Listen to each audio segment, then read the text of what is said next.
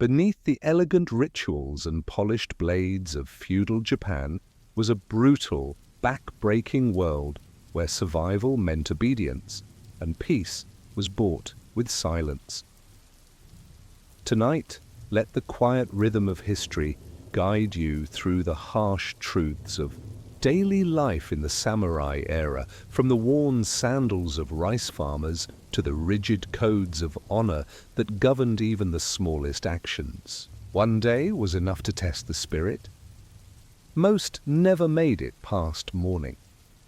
If whispers from the past and slow-burning truths help ease your restless nights, then stay close, subscribe and hit the bell icon to keep wandering through the untold struggles and forgotten lives of history, gently, one story at a time.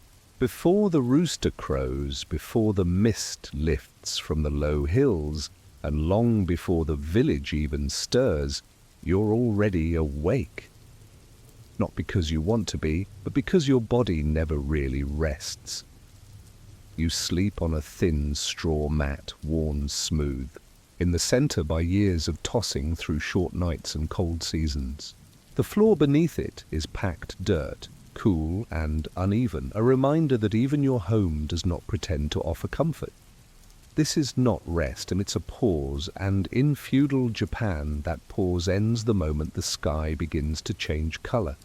Your name doesn't matter much, not to the local lord, not to the tax collector, and not to the next village over. You're simply another hayakusho, a peasant farmer, a man whose only worth is measured in bushels of rice, and yet you don't eat much of it, because the rice doesn't belong to you, it belongs to the system, to the daimyo, to the officials, and to the quota you were born beneath and will likely die under.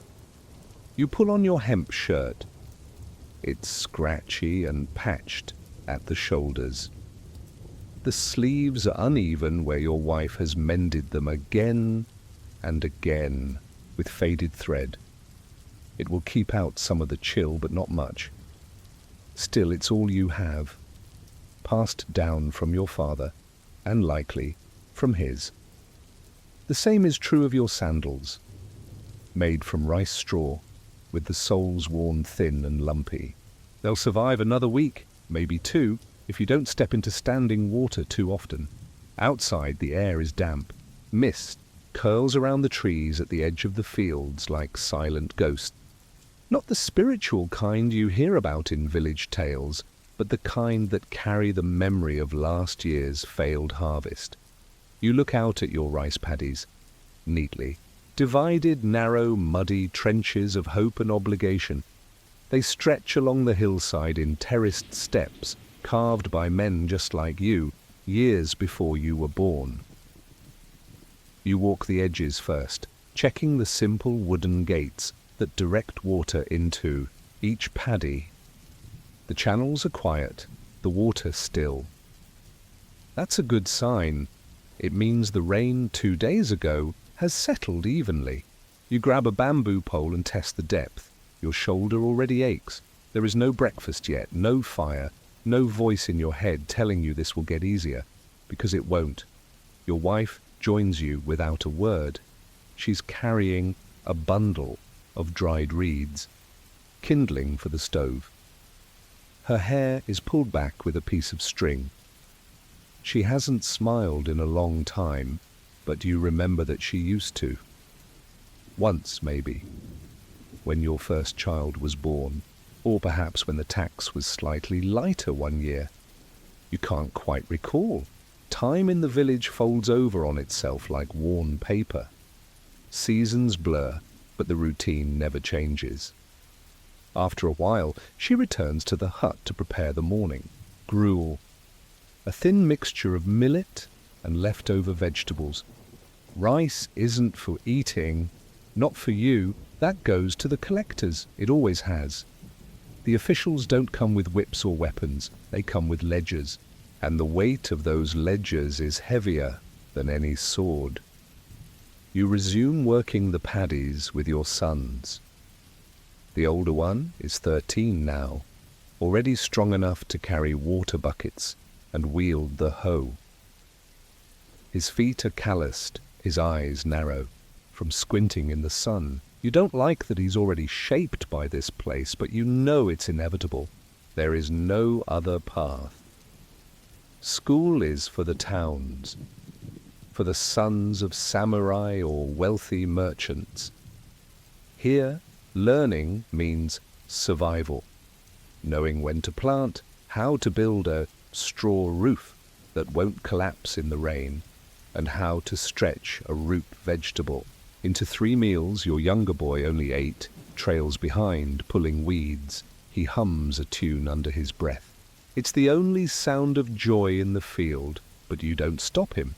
The weeds are stubborn, and he works slowly, but that song tells you he hasn't yet realized what life will take from him. By midday, you've already worked 5 hours. Your shirt clings to your skin, and your knees are streaked with mud. You pause under the shade of a crooked tree and share a bowl of soup with your sons. It's lukewarm, and you taste more water than vegetable, but it keeps your stomach from tightening. You chew slowly, saving the last sip for your youngest. As you lean back, staring at the sky, you remember something your father once said: "The land will never betray you, but the men above you will." You believed it back then. Now you're not so sure. The tax is due in 2 weeks. You already know you won't meet the full quota. Last season's typhoon flooded half your paddies, and your neighbour's illness meant you had to tend to both plots for a time. You can try to barter with dried fish or woven straw sandals, but it's unlikely the officials will accept anything but rice. They call it nengu, an annual tax measured in koku, the amount of rice needed to feed 1 man for a year. You owe more than that, of course. They always raise it, little by little, just enough that you think you might make it next year. But you never do. You've heard of men who ran away, fled to the mountains, became yamabushi, wandering ascetics living in caves and surviving on moss and silence. Others joined bandit groups, attacking merchant caravans under moonlight. But those stories end in blood, and you don't want blood. You want a roof that doesn't leak, and enough rice to let your wife eat without pretending she's full. After the meal, your daughter joins you. She brings you a bamboo ladle filled with rainwater. She's small, quiet, and far too thin.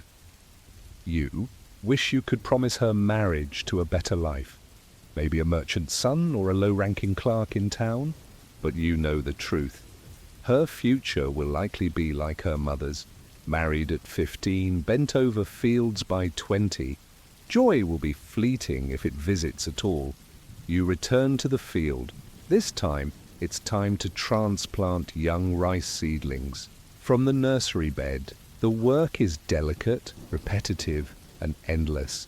You squat in ankle-deep water, your hands submerged as you space the plants in tight, neat rows, over and over, for hours. Your lower back screams. You feel the sun baking your neck, the water soaking your knees, the grit under your fingernails. There is no shade, no break. When you finally rise, the sky is orange. Evening is close. You look at the rows you've completed. Hundreds of little green blades poking up in lines. It should feel satisfying. It doesn't. You only see what's left to do. Dinner is quiet. The same soup from earlier, now thinner. Your daughter serves you first. You refuse. She frowns. You insist. She eats. That's the only victory you get today. That night, as you lie back on the straw mat, your body pulses with exhaustion. Outside, frogs croak from the paddies, and somewhere a dog barks once. You stare at the ceiling beams and wonder what happens. If you miss this year's tax completely, what will they take? What's left to give? And the most haunting thought of all, Would your son be better off if you let the collectors take the land and walk away? But where would you go? The sun rises again, unbothered by the weight of your thoughts the night before. The sky is pale, and washed out, a soft blue that promises nothing in particular. And yet today is not like the others. Today carries a shadow deeper than fatigue or hunger. Today is the day the tax collector comes. It's not just your house that feels it. The entire village wakes differently. Doors creak open slowly. Voices are low and hushed. Mothers whisper reminders to children to stay out of sight. Even the dogs are quieter, sensing the weight in the air. It's not fear in the loud sense. No one is screaming. But it's the kind of fear that wraps itself around your spine. Silent, tight, and constant. You rise and dress quickly. Your best shirt, which only means the one with the fewest holes, and your oldest straw sandals, which are molded perfectly to your feet. Now, you smooth your hair with your hands and step outside. All around you, men like you are preparing to meet the one man none of them wants to see, the official of the rice tax. In the hierarchy of feudal Japan, tax collectors are not samurai, not noble lords, but they are agents of power, and that makes them more dangerous in many ways. They don't carry swords, they carry paper, scrolls filled with names, numbers, and expectations, and they speak with the weight of the daimyo behind them. You make your way to the village square carrying a small wooden box strapped across your shoulders. Inside it, wrapped in cloth and sealed with care, are the best grains from your field, your offering, your obligation. Your stomach tightens. You know it's not enough. You also know that saying so aloud will do nothing but bring humiliation. The collector arrives by midday, not alone. He rides a small but well-fed horse, its mane oiled, and its saddle ornate. Beside him walk 2 scribes and 1 guard. The guard's hand rests lazily on the hilt of his short sword. He's not there for violence, not today, but the message is clear. Disobedience is remembered. You bow deeply as the horse clops into the square, as does everyone around you. The official wears a lacquered wooden hat shaped like a flattened bell, and robes dyed in faded but formal blues. His face is unreadable, hidden partly behind a thin moustache and a slow blink that suggests boredom. He has done this 100 times. To him, your village is just another line on his scroll.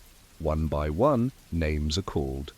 The villagers step forward, kneel, present their rice. It is measured by weight and quality using small metal scales and a keen-eyed assistant who pokes and sniffs at each bundle like a bird testing seeds. For some, the offering is met with a nod and a scribbled line. For others, there is silence, followed by a sharp look, the kind that says, "This is insufficient, but we will deal with it later." When your name is called, you rise and step forward. You kneel on the dirt. You open the box. The official doesn't speak. His assistant takes the cloth, inspects the grains, and places them into a wooden bowl. The collector glances at it once, then looks at his scroll. "You were short last season," he says without emotion. "Yes," you reply, bowing lower. "A typhoon struck the eastern paddies. And this year the expected amount was 3-2, and you've brought..." He looks again. 2 1/10 2. You bow even lower, the dirt pressing into your palms. "I beg understanding. The hillside plot suffered a fungus in late planting. I will make up the balance with barley or millet or..." He holds up a hand. "This is rice tax." "Of course it is. You knew that. Everyone knows that. Rice is everything.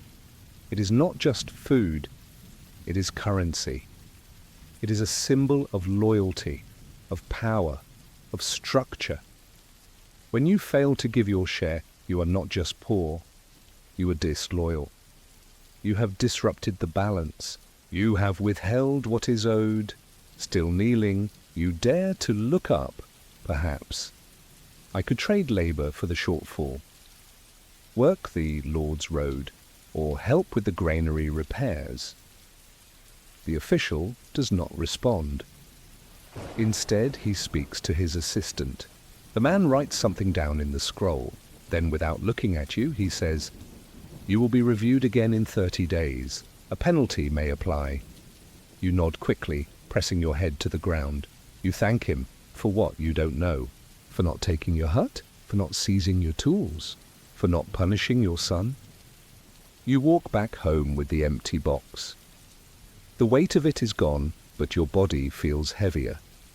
Your wife doesn't ask how it went. She doesn't need to. She sets a pot over the fire and quietly begins peeling a small, white radish. You sit beside her. The sound of the knife against the board is steady. So is your heartbeat.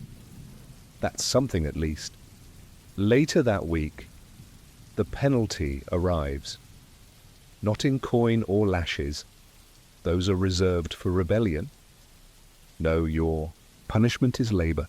You are summoned to help repair the embankment wall that protects the Lord's personal granary. It means 5 days away from your fields, 5 days of falling behind on planting, 5 days your family cannot afford. You go anyway. The granary is 2 valleys away, near the administrative town. The road is long, dusty, and unfamiliar. You travel with 4 other villagers, all summoned for similar reasons. One is the old man from the far paddies. His back is bent like a question mark. Another is your neighbour's son, no older than 15, but already silent like a grown man. No one complains, no one speaks much. There's nothing left to say. When you arrive, the granary looks like a fortress. Thick walls, tiled roof, guarded by 2 sentries who nod without warmth. Inside, sacks of rice are stacked like golden bricks. So much rice. More than you've ever seen in one place. More than your village will grow in a year. And yet, it will never feed people like you. You were given a shovel and a stone mallet. The embankment wall has cracked from last month's rains and the soil has slid. You are to help rebuild the retaining slope. It is hard, dry work. No water in sight. The sun burns your skin through the same patched shirt. By noon, your throat is raw. No one offers tea. You work into the evening. You are not paid. You are not thanked. On the 3rd day, one of the villagers cuts his hand on a buried shard of ceramic. It bleeds badly. A guard tells him to wrap it and keep working. He does. On the 5th day, you are sent home. No scroll is signed. No approval granted. Just a nod from the steward and a gesture to leave. You walk back in silence. Your hands blistered, your back stiff, your soul a little more hollow. The only thing you gained was not being punished more. And still, the rice is due again next year. The year drags on like a plough through dry earth. Spring brings planting. Summer brings sweat. Autumn brings dread. And winter? Winter brings silence. In the fields, in the bellies, in the corners of huts where old men huddle and mothers count grains in their hands. It is now your 30th year, farming the same stretch of land, and though your body remembers every ridge and ditch, your mind begins to forget what it once meant to hope. Your legs are slower now, your back doesn't straighten as easily. You grunt more when you move, and you speak less, because the words feel heavy and the children understand the silence anyway. Your eldest son now rises before you. He does so naturally, quietly, as if assuming your place not by request, but because time has gently handed it to him. You watch him from the doorway one morning, already knee-deep in the field, shirt off, his arms hardened from labor. You should feel proud, you should feel something, but mostly you feel tired. The rice harvest this year is average, not poor, not good, just enough, which is both a relief and a curse, because it means you'll scrape by again. Just enough to pay the tax, just enough to eat for the winter, just enough to keep the hut standing, and not one grain more. The tax collector returned last month. He didn't remember your name, but he remembered the shortfall from the year before. You paid in full this time, barely, and he nodded without emotion. That nod has lived in your chest ever since. Not gratitude, not relief. Just a quiet confirmation that you survived the system again. You wonder what would happen if 1 year, just one, you harvested more than you owed. If you kept a full sack for your family. If your daughter could wear new sandals instead of patches. If your wife could eat first. If you could sit on something softer than wood, but rice isn't yours, not really. Not in the way food is meant to belong to the one who grows it. It passes through your hands like water through a sieve. You carry it, you dry it, you store it. Then you hand it away. The grain has more freedom than you. One evening, as you sit, sharpening your hoe in the fading light, your younger son approaches. He's quiet, as always, but his voice is changing now, cracking slightly, deepening. "Father," he says, "will I have to farm this field too?" You don't answer right away. Not because you don't know, but because you know too well. He waits patiently, as if he already expects no answer. You look at him, at his lean frame, his tired eyes, his hands that are already becoming calloused like yours. You think of the mountains, of the sea, of towns with shops and stone roads, of anything other than this square of earth. But those places do not need boys like him. They do not want sons of farmers. Not unless they bring something more than hunger. You sigh and nod slowly. If the rice still grows, then yes, you say. You will. He nods too, not with excitement, not with sorrow, just acceptance. The same way your father nodded to you, the same way you nodded when the collector asked your name, the same way your life bends, not breaks, under the weight of obligation. Later that week, a neighboring village catches fire. A paddy wall collapsed after heavy rains, and a flame from a cook stove jumped to the thatch. The whole row of huts was gone by morning. You walk with your son to help carry buckets, rebuild fences, share dried millet from your winter store. One family lost everything. The father sits in the dirt, staring at the ashes where his roof once stood. His daughter clutches a piece of burnt straw like it means something. Maybe it does. The village murmurs about misfortune, but you know it's not misfortune. It's the way things are built, with rope and prayer and no room for error. The wind blows harder and suddenly your roof is gone. The rain falls longer and suddenly your field is drowned. There are no safety nets, no appeals, no help. You return home and reinforce your own roof with spare straw. Your wife weaves new ties for the wall matting. Your daughter carries stones. To weigh down the outer corners, everyone works. No one complains, because you are not working for prosperity. You are working to avoid collapse. In winter, sickness comes. Not a great plague, just a cough that doesn't leave.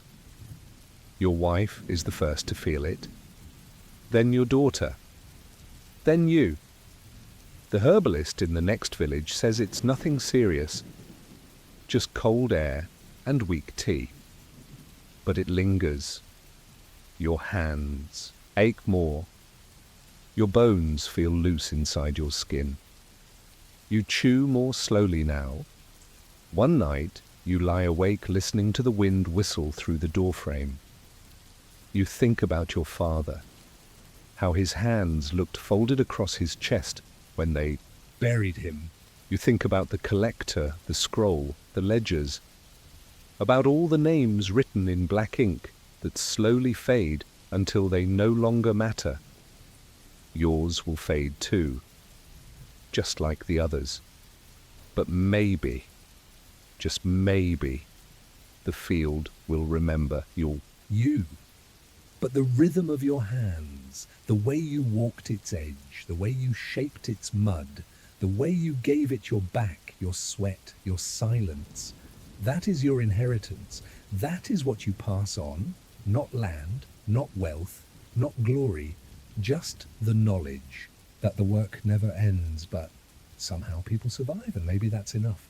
You didn't ask to be here. You didn't train with swords as a child, and no one ever handed you a banner with your family crest. Your hands weren't raised in the ways of the blade. They were hardened by years of pulling weeds and carrying stones. But none of that matters when a message arrives from the local magistrate bearing the seal of the daimyo. You have been conscripted. There is no question, no appeal. The village elder reads the name aloud from the scroll and nods in your direction. Others glance at you. A few avert their eyes, a few pity you. One man claps your shoulder and mutters something about honor. Honor doesn't help you pack. You were given a small cloth bag and told to carry 3 days' worth of food, a change of hemp underclothes and your sandals. The magistrate's aide gives you a spear, long, wooden, cracked near the base, and a straw hat to block the sun. You are now an ashigaru, a foot soldier. No training, no ceremony, just orders. Your wife doesn't cry. She helps you fold. Your shirt mends the hole under the sleeve and hands you a pouch of dried beans. Your eldest boy watches in silence. He's only 7, but you see the fear in his face. You ruffle his hair. You don't say goodbye, you just say, be good. And then you walk for days. There are 30 of you from the surrounding villages. Some are younger, barely more than boys. Others are old enough to limp before the first hill. None of you ride horses. Those are for samurai and commanders. You carry everything on your back: food, tools, bedding, and of course your own fear. The road is dirt, carved into the earth by generations of feet and wheels. It winds through valleys and past rice paddies where farmers glance up as you pass, not with admiration, but with quiet dread. They know what you're walking toward. At night, you sleep on the bare ground. There are no tents. You curl up near your pack and hope it doesn't rain. It usually does. Your blanket is thin. The bee air bites. By the 3rd day, blisters form beneath your toes. The straw sandals don't cushion the gravel and rock. They invite it. Every step rubs raw skin.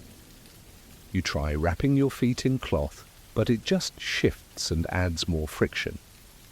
You learn to walk without lifting your feet fully, dragging them, instead to reduce pressure.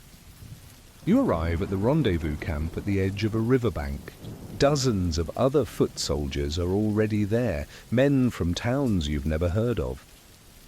The camp smells of smoke, unwashed bodies and boiled barley. You find an open space near a tree and drop your bag. Your legs throb. Your back screams. The commander arrives the next morning. He's not a noble, not really, but he wears armor. His helmet is polished and his voice is sharp. He speaks without looking at you. He tells you that you march tomorrow, that you're lucky to serve. that your loyalty will be remembered. You don't believe him. Training is quick. You're taught to stand in rows, to lift your spear and lower it, to form a wall and not to break it. No one talks about sword fights. Most of you will never see one. You're taught how to hold your shield so that arrows don't slip through the gap and kill you. That's it. That's the whole lesson. That night you eat hot barley for the first time in days. It tastes like ash, but it's warm. You sit under the stars and try to ignore the men vomiting from nerves. You sharpen the blade on your spear with a small stone, even though you know it will probably break on first impact, and then you sleep, poorly, anxiously, knowing the real march starts tomorrow. You rise before the sun. Armor is distributed to some, not you. There's not enough. You're handed a cloth vest soaked in hardened resin. It won't stop a blade. Maybe it'll stop an arrow. Maybe. You tie it on anyway. You chew dried rice for breakfast. The taste doesn't register. The column begins to move. A sea of straw hats bobbing in rhythm down the mountain trail. You carry your spear upright, your sack on your back, your fear in your throat. You are a grain in a moving field, uniform, replaceable, anonymous. The sun rises higher. The trail becomes steeper. Men begin to limp. Some whisper prayers. One man stumbles and tears his sandal. He's given rope to tie it back. He walks the next 10 miles barefoot. The camp that night is near a river crossing. You wade into the cold water to wash your legs. The pain is intense. The blisters are open now, angry red moons ringed in mud. You sit on the riverbank and soak your feet, then dry them with a piece of your sleeve. It's the best part of your day. A messenger arrives with news. The enemy force is 2 valleys away. They outnumber you. There is no panic, just quiet acceptance. You eat your meal in silence and sleep under the stars again, wondering if you'll see your home again, wondering if anyone would remember your name if you don't. The next morning, a commander points to a hill. You are to climb it, not to fight, but to dig trenches. You spend the day driving bamboo stakes into the dirt. Your hands blister again. The sun shows no mercy. The wind chaps your lips. No one talks about honor now. No one talks at all. You are a foot soldier, and you are not here to be remembered. You are here to stand still, to be in the way, to absorb a blow meant for someone with a name. You lie awake again that night, your back pressed to a cold stone, and ask yourself a simple question. How many more days can you walk until you vanish completely? The morning sky is overcast, a dull sheet of grey pressing down like the weight of another command you didn't choose. You are awake before the drum. Not out of duty, out of pain. Your feet are swollen, your thighs tremble when you stand, and your hands are stiff from gripping a spear all day yesterday. You don't feel like a soldier. You feel like a sack of meat, barely held together by rope and fear. Breakfast is a single rice ball, cold, dry, hard at the edges. You chew without tasting, eyes unfocused. Around you, the other men do the same. No one speaks now.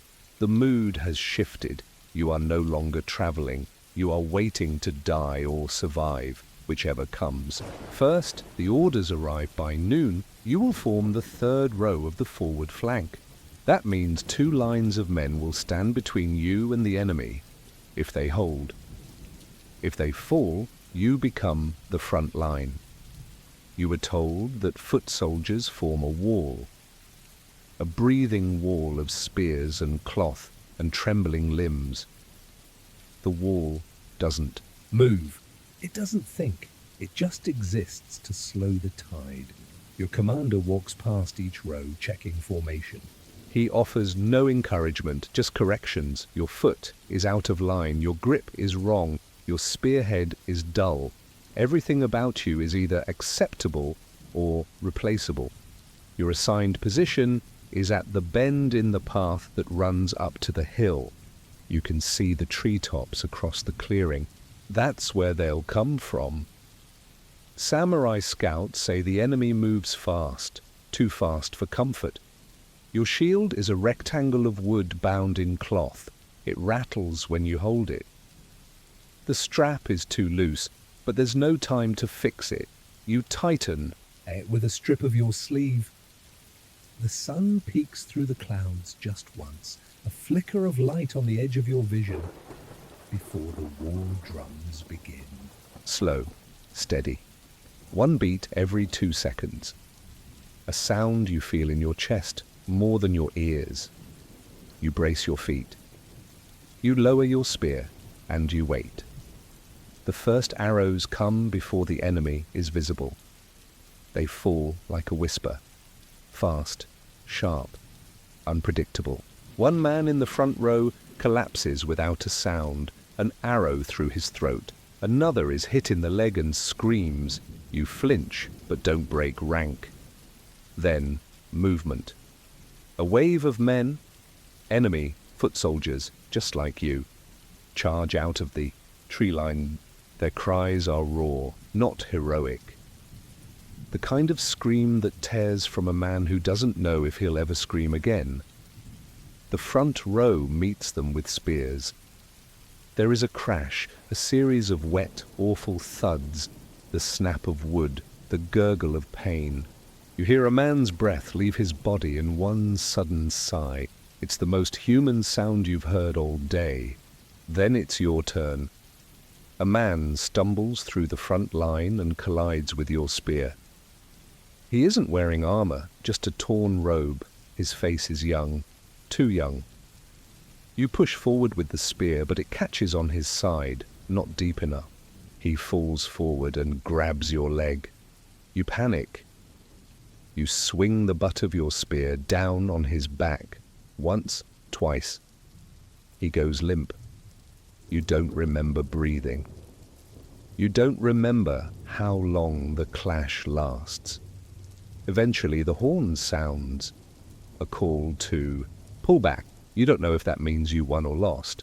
You just know the line is thinning and your arms are shaking. You fall to your knees. The battlefield smells like sweat, blood, and crushed grass. Bodies are everywhere. Some still twitch. Others stare at nothing. One man cries for his mother. You don't look. The retreat is slow. You carry one of the injured with help from another villager. His leg is nearly gone. He bites into a cloth to keep from screaming. His blood drips down your forearm. Back at camp, there's no celebration, no shouting of victory.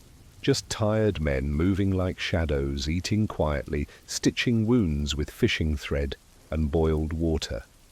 A medic wraps your left forearm where a spear nicked you during the clash. He says nothing. He doesn't need to. That night, as you lie on the ground, your cheek pressed into dirt, you wonder, how many more days will they ask you to stand while men fall around you? You don't feel brave. You don't feel useful. You just feel like one more piece of wood in a fence that is slowly breaking. The war doesn't end, not officially. Not in the way people hope. With banners lowered and handshakes exchanged, it just stops. One morning, the orders change. You're not marching anymore. You're not digging trenches. You're not standing in rows, waiting for arrows. You're just told to return home. There is no ceremony, no thanks, no medal. Only a quiet nod from a quartermaster who checks your name off a worn scroll, hands you a small sack of barley, and waves you away. You carry your spear with you. Not because it's needed, but because it's the only thing that's been in your hands for weeks. It feels wrong to let it go. It's not a weapon anymore. It's a memory. A reminder that you stood in a field while men died around you and somehow you didn't. You walk the long road home, the same trail you took weeks ago, but now your steps drag heavier. The sandals are new, provided by the camp, but your feet inside them are ruined, calloused in strange places, cracked between the toes. The right foot has a blister that still weeps if you press too hard. No one marches with you now. Men have scattered, returning to distant villages. A few pass you on the road. You nod, but no one speaks. What is there to say? Your thoughts wander as you walk to the boy who died beside you, the one with the broken sandal and the bad cough. You don't know his name, you never asked, but he gave you half his rice ball once. You remember that? You think of the commander who never looked anyone in the eye, and the medic who shook his head more often than he nodded. Mostly, you think of home. When you arrive at the edge of your village, it looks smaller than you remember. The trees around it have grown. The path is narrower. The smell of smoke and wet earth feels foreign now. You stop and stare for a moment, not sure what to feel. Your son is the first to see you. He runs from the field, shouting for his mother. Your wife appears in the doorway, wiping her hands on her apron. She doesn't cry, she doesn't shout. She simply nods, like you'd been gone a day, not a season. You drop your pack and sit down on the porch. Your legs don't want to bend, your back refuses to straighten, but you're home. Dinner that night is quiet. Millet stew with a slice of sweet potato. The best meal you've had in weeks. You chew slowly, listening to your daughter hum while she stirs the fire. Your wife finally speaks. Did you fight? You nod. Did you kill? You pause, then nod again. She doesn't ask more. There is no space for stories here. No need for glory. You are not a hero. You are a man who left with a spear and came back quieter. The next morning, you rise early, out of habit. Your son joins you in the field. The paddies are ready for inspection. He asks about the march, about the battle. You shake your head gently. You don't want to know. He falls silent. You spend the day pulling weeds. The soil is soft from recent rains. The wind carries the scent of fresh straw and something distant. Smoke, maybe, from a nearby village. Or perhaps memory. By noon, your arms ache again. The same ache. As if nothing has changed, and yet everything has. At the river, you wash your hands and look at your reflection. The face staring back is familiar but distant. The beard is patchier. The eyes are darker. The mouth is thinner, as if it forgot how to smile. You splash water on your face and stand up straight, listening to the rustle of trees and the splash of your son's sandals behind you. You are not the same man who left, but you are still needed. The field still grows. The rice still demands care. The tax will still come.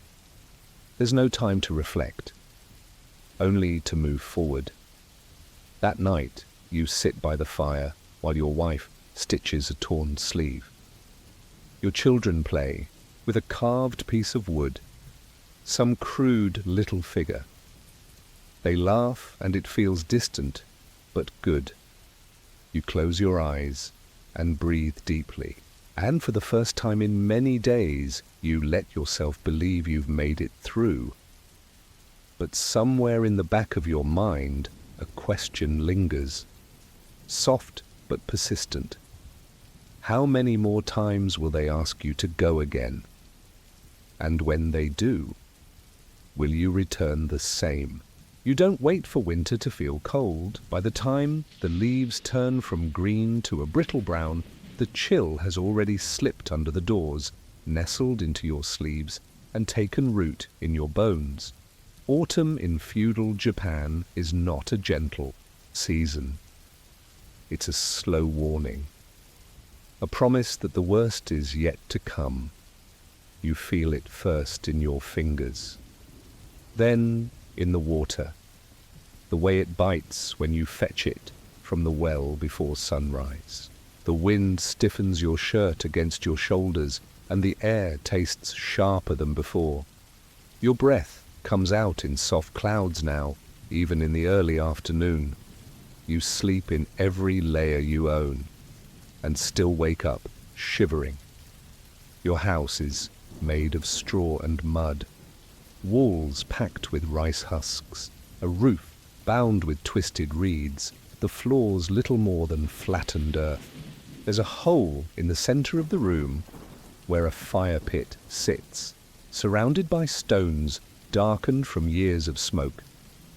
That fire pit is your only heat source, and your only luxury. You are a peasant, a tenant farmer. You don't own the land, and you don't own the seasons, but winter owns you. You've lived through many cold seasons, and none of them were kind. You've watched neighbors bury their elderly before the first snowfall, watched babies stop crying in the middle of the night because their breath simply stopped. No one talks about it openly, but every home in your village prepares for the thinning. Your wife begins stockpiling what she can: barley, dried greens, a few pieces of daikon. She sews old kimono scraps together to make thicker quilts, but the straw stuffing is already mouldy in places. It will have to do. Your children help gather kindling from the nearby woods. The best pieces are gone, taken early by families who plan ahead. What's left are damp branches, soft with rot, and wrapped in moss. They don't burn well. By early November, your daily rhythm has changed. You work less in the fields, not because you don't want to, but because the earth has hardened. The paddies are dry. Nothing grows. Nothing listens. You spend more time inside now, patching the thatch roof, mending old clothing, and feeding the fire with whatever you can find.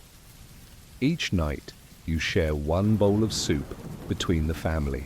A thin broth of miso and hot water thickened with leftover rice. If you're lucky, there's a sliver of pickled plum. The children slurp it without complaint. They're used to the taste. They don't know what hunger used to be, only what it is now. You sleep close together, curled around the fire pit.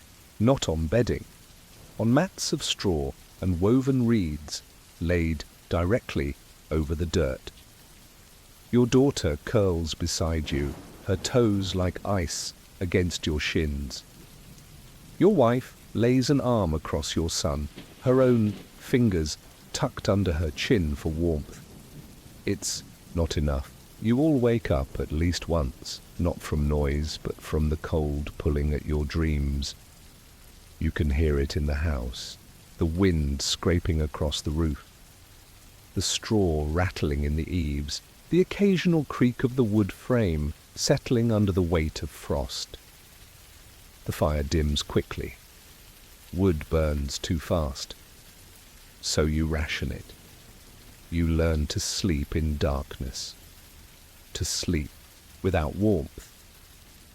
In the morning, your breath fogs the inside of the house. Your wife lights a twig bundle and feeds the coals until they crackle. The smoke fills the room before it escapes through the thin thatch chimney.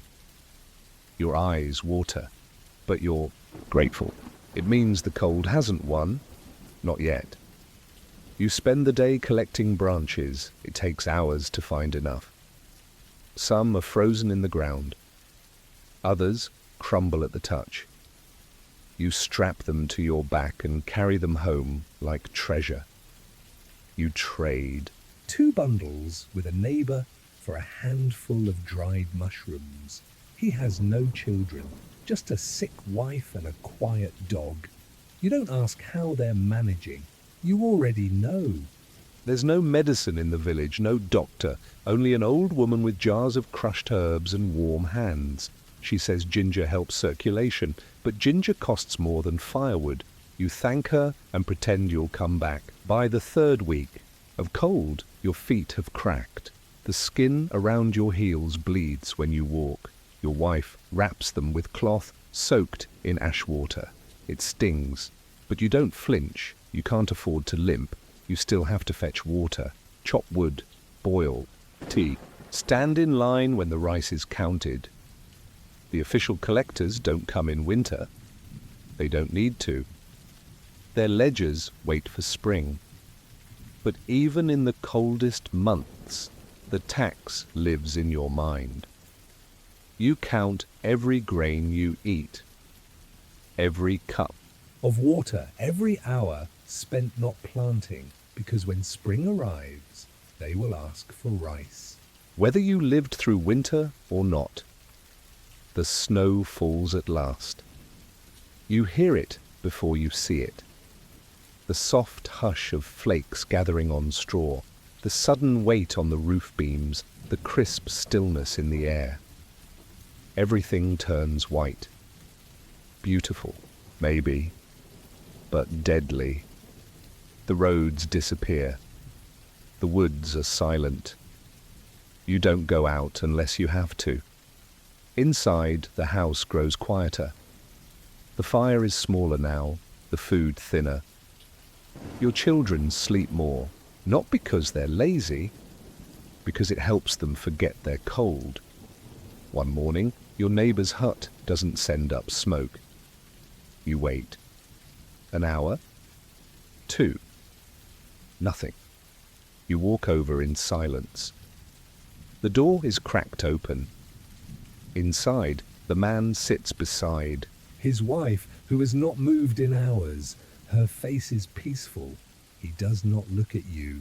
You leave a piece of dried yam and walk away. No one will say the word, but everyone understands. You return home and stoke your own fire. You sit beside your family and hold your daughter's hand. It's still cold, but she is still here. And for one more night at least, that is enough. There's a saying in your village, Uniti, if you can still feel your fingers, winter hasn't begun. You used to laugh at it, quietly, politely. Now you live by it. Every morning, the first thing you do is test your fingers before you stretch, before you breathe deeply, before you speak. You move them under the blanket, hoping they obey. Most days they do. Some mornings they don't. Your home is not made for this kind of cold. The walls are thin, woven from layers of straw, mud, and faded hopes. The wind knows how to find the holes. It slides under the eaves, creeps along the floor, curls around your ankles as you sit by the fire pit. The fire doesn't fill the house with warmth. It fills it with smoke, thick and itchy. It clings to your clothes, your eyes, your throat, but you breathe it in willingly because it's all that stands between you and the frost. You have 2 blankets. One is old, stuffed with cotton that's shifted unevenly to the corners. The other is a quilt of patched fabrics, too short to cover your feet unless you curl up tight. You sleep 4 to a mat now. Your wife and daughter wrap themselves in the thicker blanket. You and your son share the quilt, back to back, legs bent. Every night is the same. Huddle close. Breathe quietly. Sleep lightly. Sometimes you dream of spring. But even in dreams, you wake up cold. There are tricks you've learned over the years. Boiling water and pouring it into a small clay jar, wrapping it in cloth, placing it under the blanket before bed, heating stones near the fire, slipping them into pockets or shoes, sitting on your own hands for a minute before trying to grip anything metal. Your wife begins making a roasted rice pillow. Rice toasted in a pan until warm, tied into a sack of cloth and used like a hand warmer. It only stays warm for an hour, but that hour is everything. Your daughter learns how to thread straw into sandals more tightly, how to stitch broken seams using a sharpened bone needle. Your son helps reinforce the doorframe with scrap wood. You no longer give instructions, I think move on instinct now. Survival becomes the only rhythm that matters. Some families in the village burn dried manure to extend the fire. Others sleep in their storage sheds where the walls are more tightly packed. One man sleeps under the oxen shed. The heat from the animals keeps the frost off the roof. He doesn't tell anyone, but everyone knows. No one talks about being cold anymore. The word itself becomes unnecessary. It lives in every gesture, the way people walk, the way they hold their arms, the way no one smiles. You visit the shrine once a week, not for prayer, but for warmth. The priest keeps a brazier lit with embers, and villagers are allowed to stand near it for a few minutes. Some donate barley, others just bow. One day, an old woman collapses near the shrine. She doesn't speak. She just falls like a leaf drifting sideways. The priest lifts her gently and carries her to a side room. She doesn't return. At night, your wife counts the bags of dried barley left. 6 meals, maybe 7. She doesn't say it aloud, but you see her counting again the next day. Just to be sure, you make plans to ration harder. You stretch the soup with more water, add crushed reeds, dry more leaves from the winter spinach patch. You even boil the rice husks, not to eat but to chew, to trick the stomach into silence. Your daughter catches a cold. It begins with a cough, then fever. She sleeps more, refuses her share of soup. Your wife watches her constantly, placing a wet cloth on her head, whispering to her in the dark. There is no medicine, only rest, only prayers. The fire stays lit all night. You gather more twigs than usual, burn dried reeds you'd hoped to save for next month. It doesn't feel like enough. She pulls through, slowly. After 5 days, her eyes are clearer. Her cough fades, but her voice is softer now. She doesn't speak unless asked.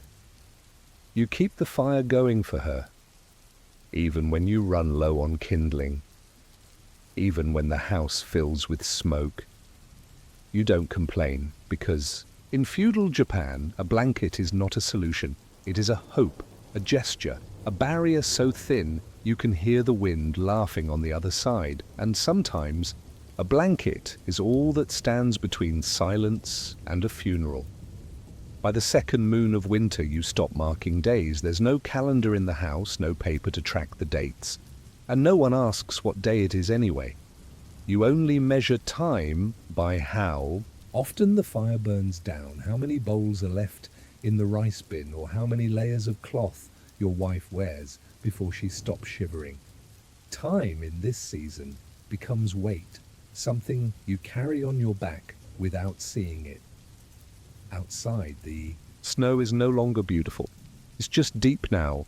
It covers the paths, swallows the steps, muffles the sounds. It sits on your roof like a heavy secret.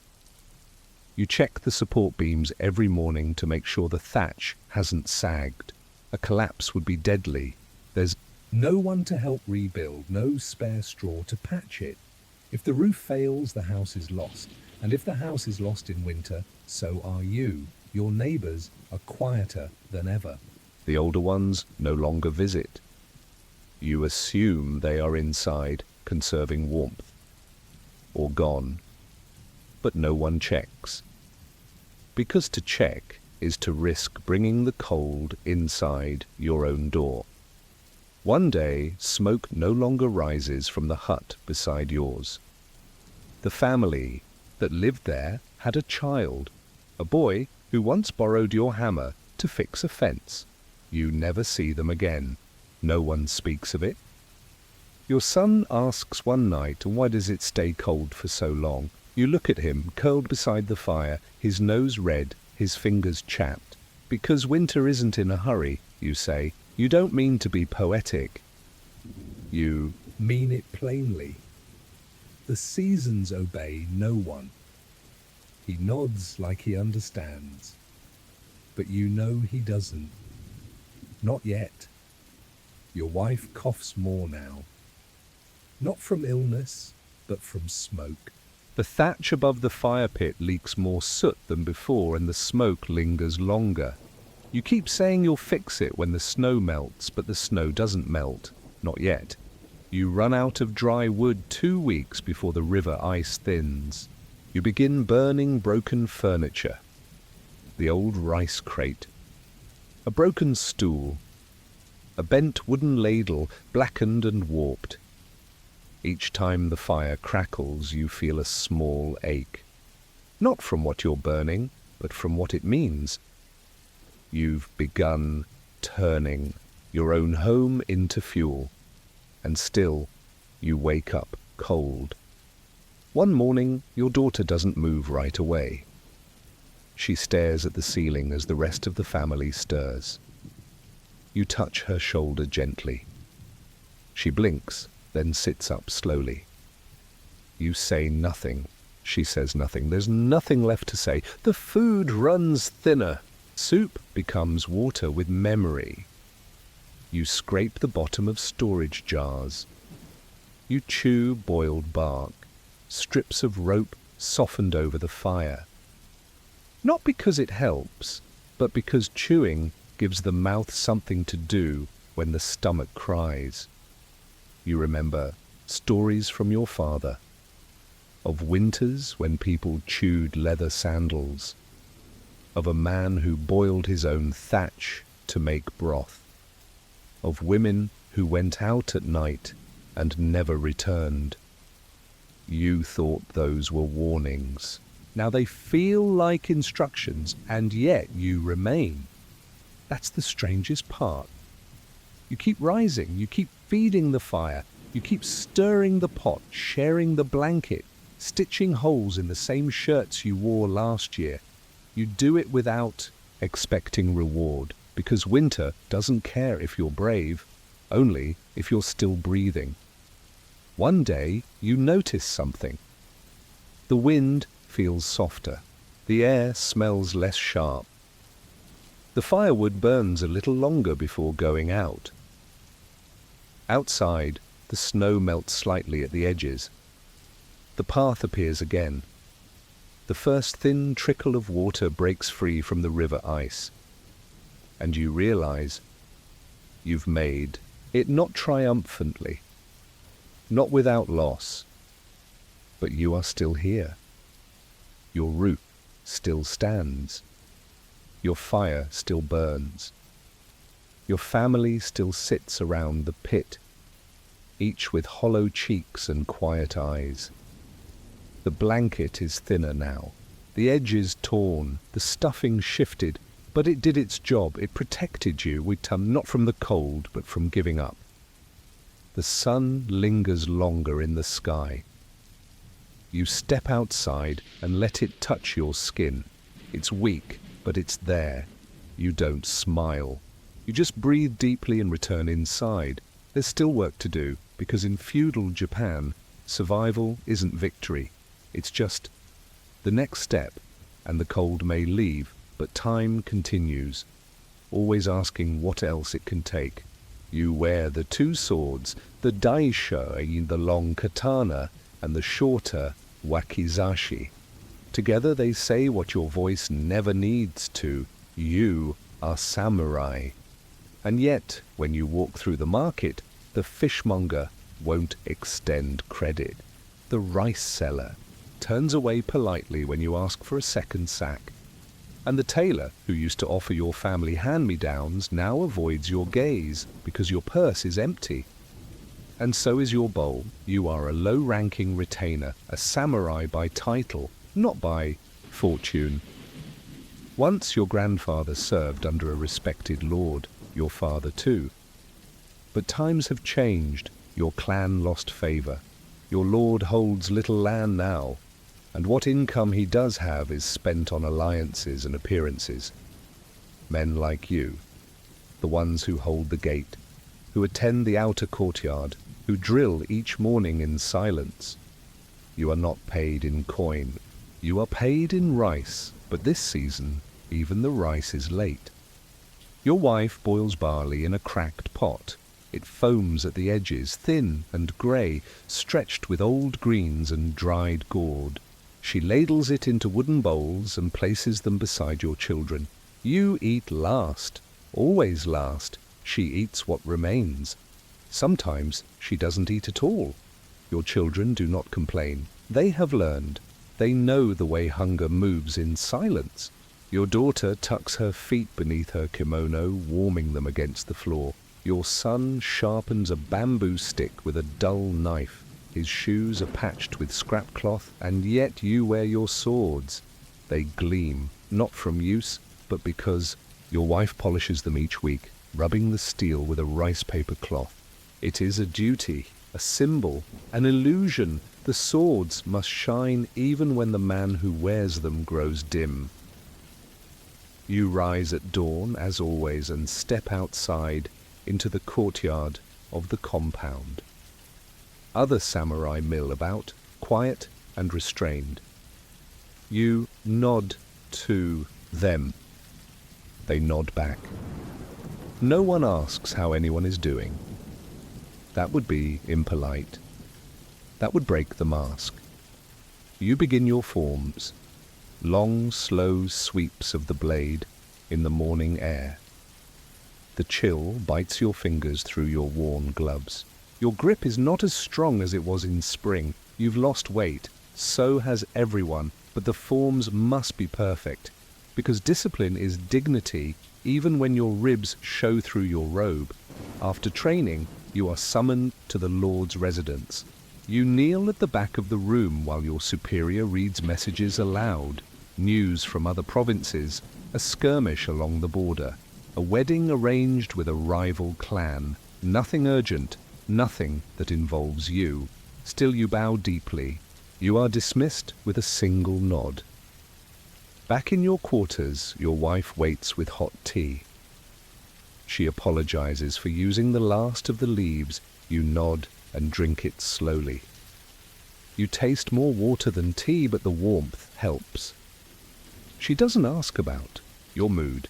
She knows better than anyone. The burden is not shame, it is silence. Later that afternoon, you patrol the perimeter wall. Your straw sandals slide slightly in the gravel, and you realize the soles are thinning again. You've already flipped them once, reversing the sides for more wear. They won't last the month. At the gate, two younger samurai whisper about politics. You pretend not to hear. You don't speak unless spoken to. You are too old to rise and too poor to leave. You exist in the hollow between status and obscurity. When the day ends, you return home to find your wife preparing a fermented radish stew. It smells sour, but edible. The children are already asleep. Their blankets are thin. You place a folded robe over them and sit by the fire. She joins you, combing her fingers through her hair with tired hands. I heard the rice shipment may come next week, she says.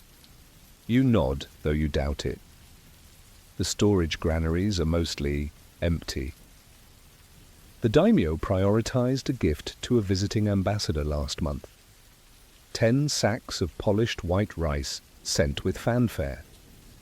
You carried 2 of those sacks yourself. None of them were meant for your family. You look at your hands, the calluses, the veins. You still practice your sword every day.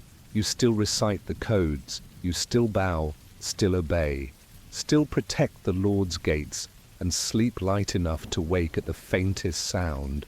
But there is no enemy at the gate. No war on the horizon, just poverty, just slow erosion, and the question that visits you every night. What is a samurai who cannot feed his family, but still carries a blade?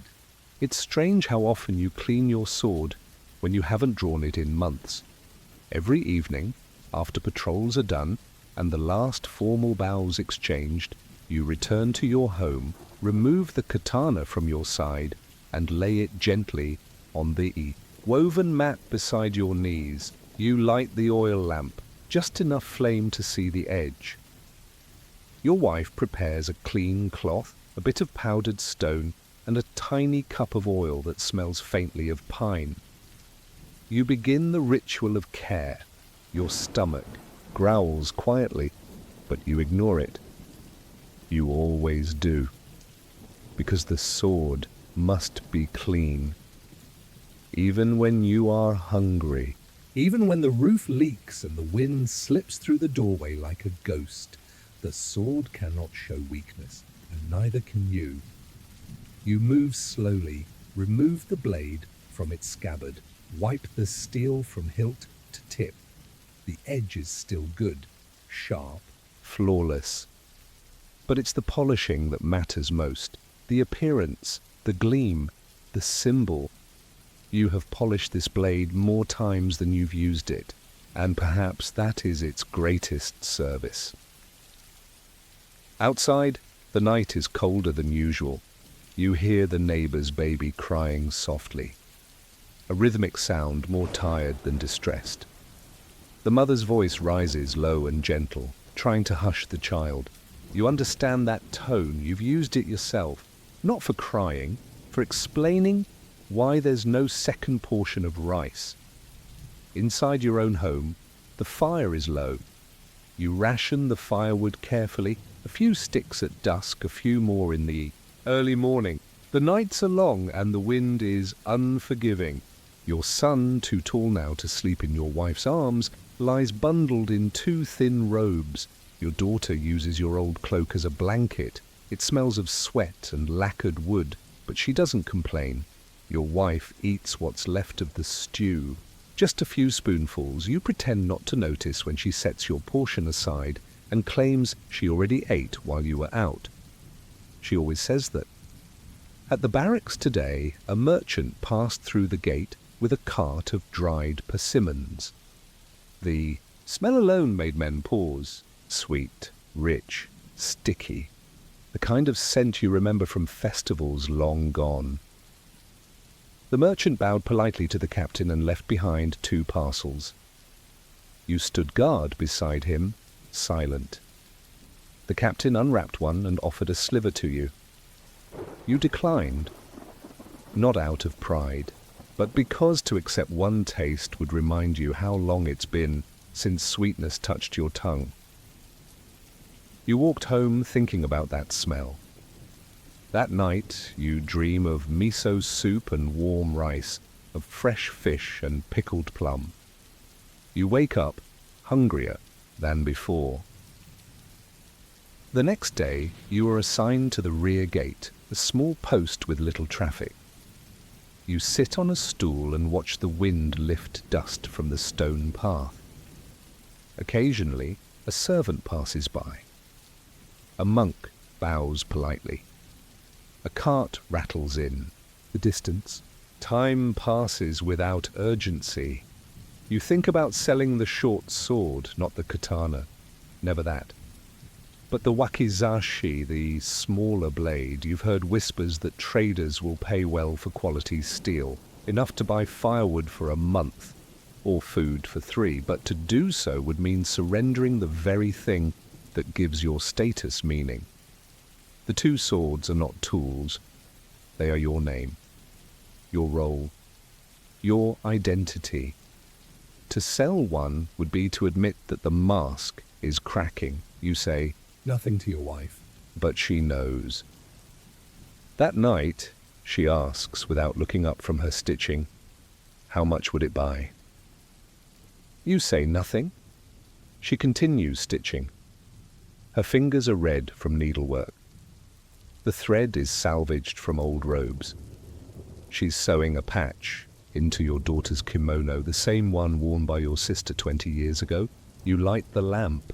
Begin polishing your sword again. Because even if the house is cold and the rice is thin and your children wear the past in the form of faded fabric, the blade must remain untouched. Because you are samurai. And when everything else fades, When the garden is overgrown, the sandals are worn through, the cupboards echo with emptiness. The sword remains. A piece of steel that reflects who you were supposed to be. Not a father, not a husband, not a hungry man, but a warrior. And warriors keep their blades clean, even when their bellies are not. There is no announcement when you run out of rice. No one knocks on your door. No one draws their sword. It happens silently. A ladle scrapes the bottom of the barrel, and your wife pauses longer than usual. She looks into the wooden bin, then into the fire, then into your eyes. And nothing Is said. You all eat barley that night. Boiled too long, stretched with water, swallowed slowly. The children don't ask questions. They learned a long time ago that questions about food are a luxury, and luxury is not for people like you. You stare at your bowl. The steam rising is less than yesterday. Your son offers you half of his. You shake your head. He puts it back later. That evening, you attend your duty at the outer wall. You bow to the senior officer. He doesn't look up. The ink brush continues moving. The ledger in his lap records everything: names, posts, times, and perhaps behind it all, worth. Value measured not in coin, but in visibility, influence, noise. You have none of those. You walk the same path you've walked for years. The bamboo fence creaks in the wind. The Tory gate at the compound's edge leans a little more each season, but no one repairs it. You're the only one who seems to notice. You touch the wooden beam with your fingers, smooth and splintering at once, then continue. On the road below, you spot a merchant being escorted by two men in dark robes.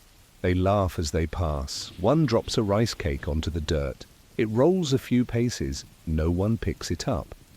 Moments later, a hungry dog approaches from the side path and devours it whole. You keep walking. You think about the rice cake more than you should.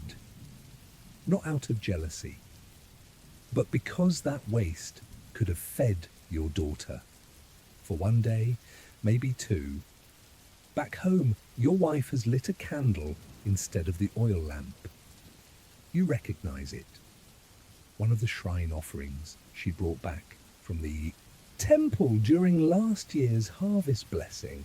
She's saved it all this time for warmth, for comfort. For what? You don't ask? But it's burning now. The light flickers across your children's sleeping faces. You sit quietly, removing your sword belt, laying it beside you on the mat. You do not polish it tonight. You sit still instead. Your wife joins you, placing a folded cloth on your lap. Her last sewing project, a set of sleeves repaired with hidden stitches. She looks tired, but she doesn't look defeated. That difference matters. She's been stronger than you these past months. Stronger in the way only those without swords learn to be. You ask, did the children eat enough? She nods. You know she's lying, but that is the code you live by now. Not the bushido of blood and honor, not the chants of loyalty or chants of steel, but the quiet bushido of endurance, of hunger born without complaint, of sacrifice without recognition. The samurai life was once glory. Now it is stillness, a refusal to break, a refusal to beg, a refusal to speak of suffering, not because it doesn't hurt, but because speaking would admit it exists. The next day, an envoy from the Lord's household visits. He walks through the gate with clean sandals and a scroll tied in red thread. He reads aloud a proclamation. A visiting dignitary will be arriving in 2 weeks. All samurai must polish armor. Train visibly, stand taller, walk prouder. The envoy glances at your robes. He does not comment on the frayed sleeve or the missing sandal strap. You bow deeply, as expected. That evening, you heat the blade again. You grind the edge with the last of your polishing powder. You tie the wrapping on your hilt tighter. You dust the scabbard until it shines under the candlelight, because they will be watching. And you will not appear broken. The next week, a small shipment of rice arrives at the compound. You are granted one go, not even a full show, enough for 2 meals, maybe 3. Your wife says nothing when you hand her the bundle. She just holds it to her chest and nods. That night she boils the rice slowly, adding slivers of pickled daikon from a hidden jar you didn't know she'd saved. The children smile when they eat. Your daughter even laughs. The sound is unfamiliar. You chew slowly. The taste is clean, almost too clean. You haven't tasted this in months. It fills your stomach, but more than that, it reminds you of a time when you believed being samurai meant being above hunger. Now you know better. Now you know that the sword may bring honor, but honor does not bring warmth, or food, or ease, and yet you still bow. You still stand. You still keep your blade close, because this is the way of the quiet samurai. To live in the gap between image and truth. To starve politely. To suffer without ceremony. To endure without noise. You arrive barefoot, not because you want to, because they ask it of you. The monastery sits nestled in the hills above the village, halfway between the clouds and the trees. The walk is long, uphill, and lined with old stones that bite into your feet. By the time you reach the wooden gate, your toes are bleeding and your legs ache. You bow before entering. Not out of reverence, out of fatigue. The monk who meets you does not smile.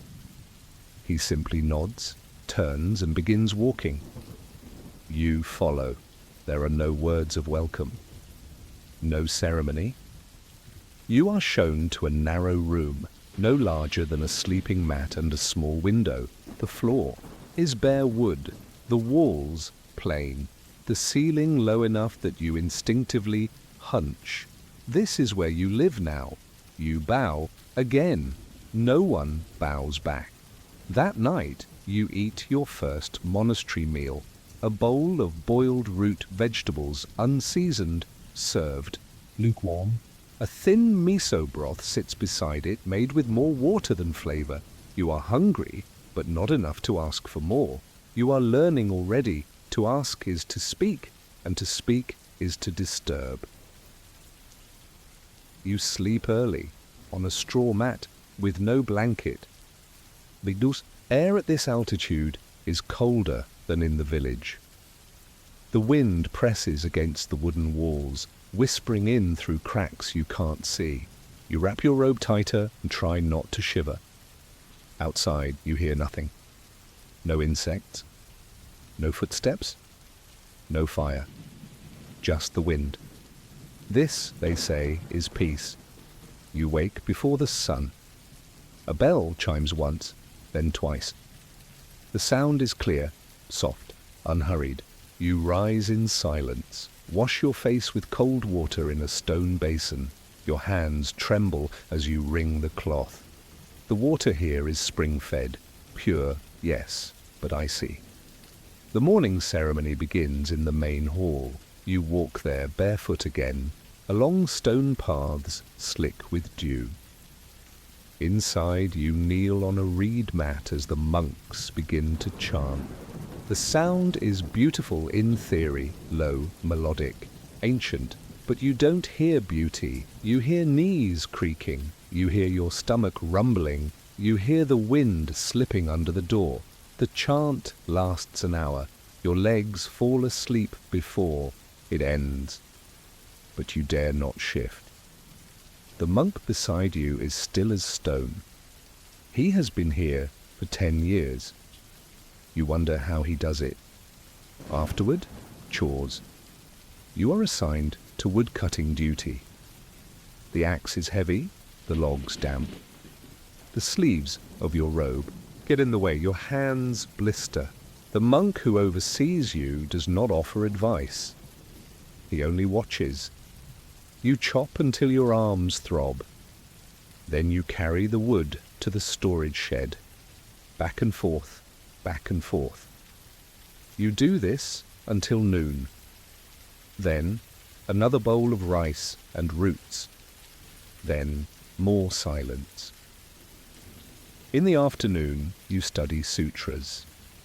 You are given one scroll, handwritten, delicate. You are told to copy it by hand. One stroke at a time. No mistakes.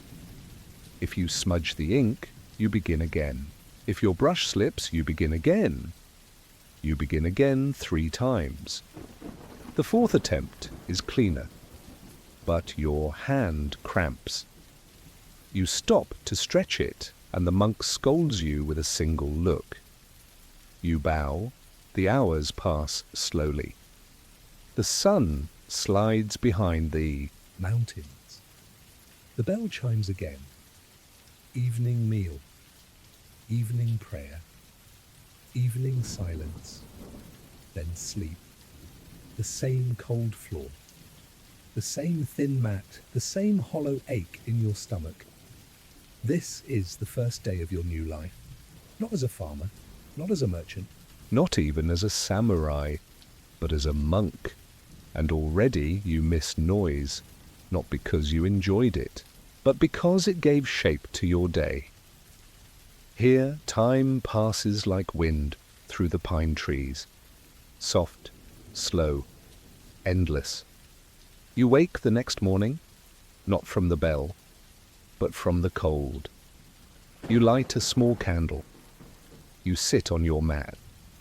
You stare at your hands and you wonder, did I come here to find peace? Or to disappear quietly? The second week feels harder than the first. Not because the chores change, not because the food worsens, but because you begin to understand that this is not temporary. This is your life now. And that thought, though simple, weighs more than the axe in your hands. You wake again before the bell, your body already remembering the rhythm, even if your soul still resists. You kneel by the water basin. Your breath fogs in the cold air. The splash of spring water on your face stings enough to jolt you fully awake. You no longer grimace at the cold. You simply accept it.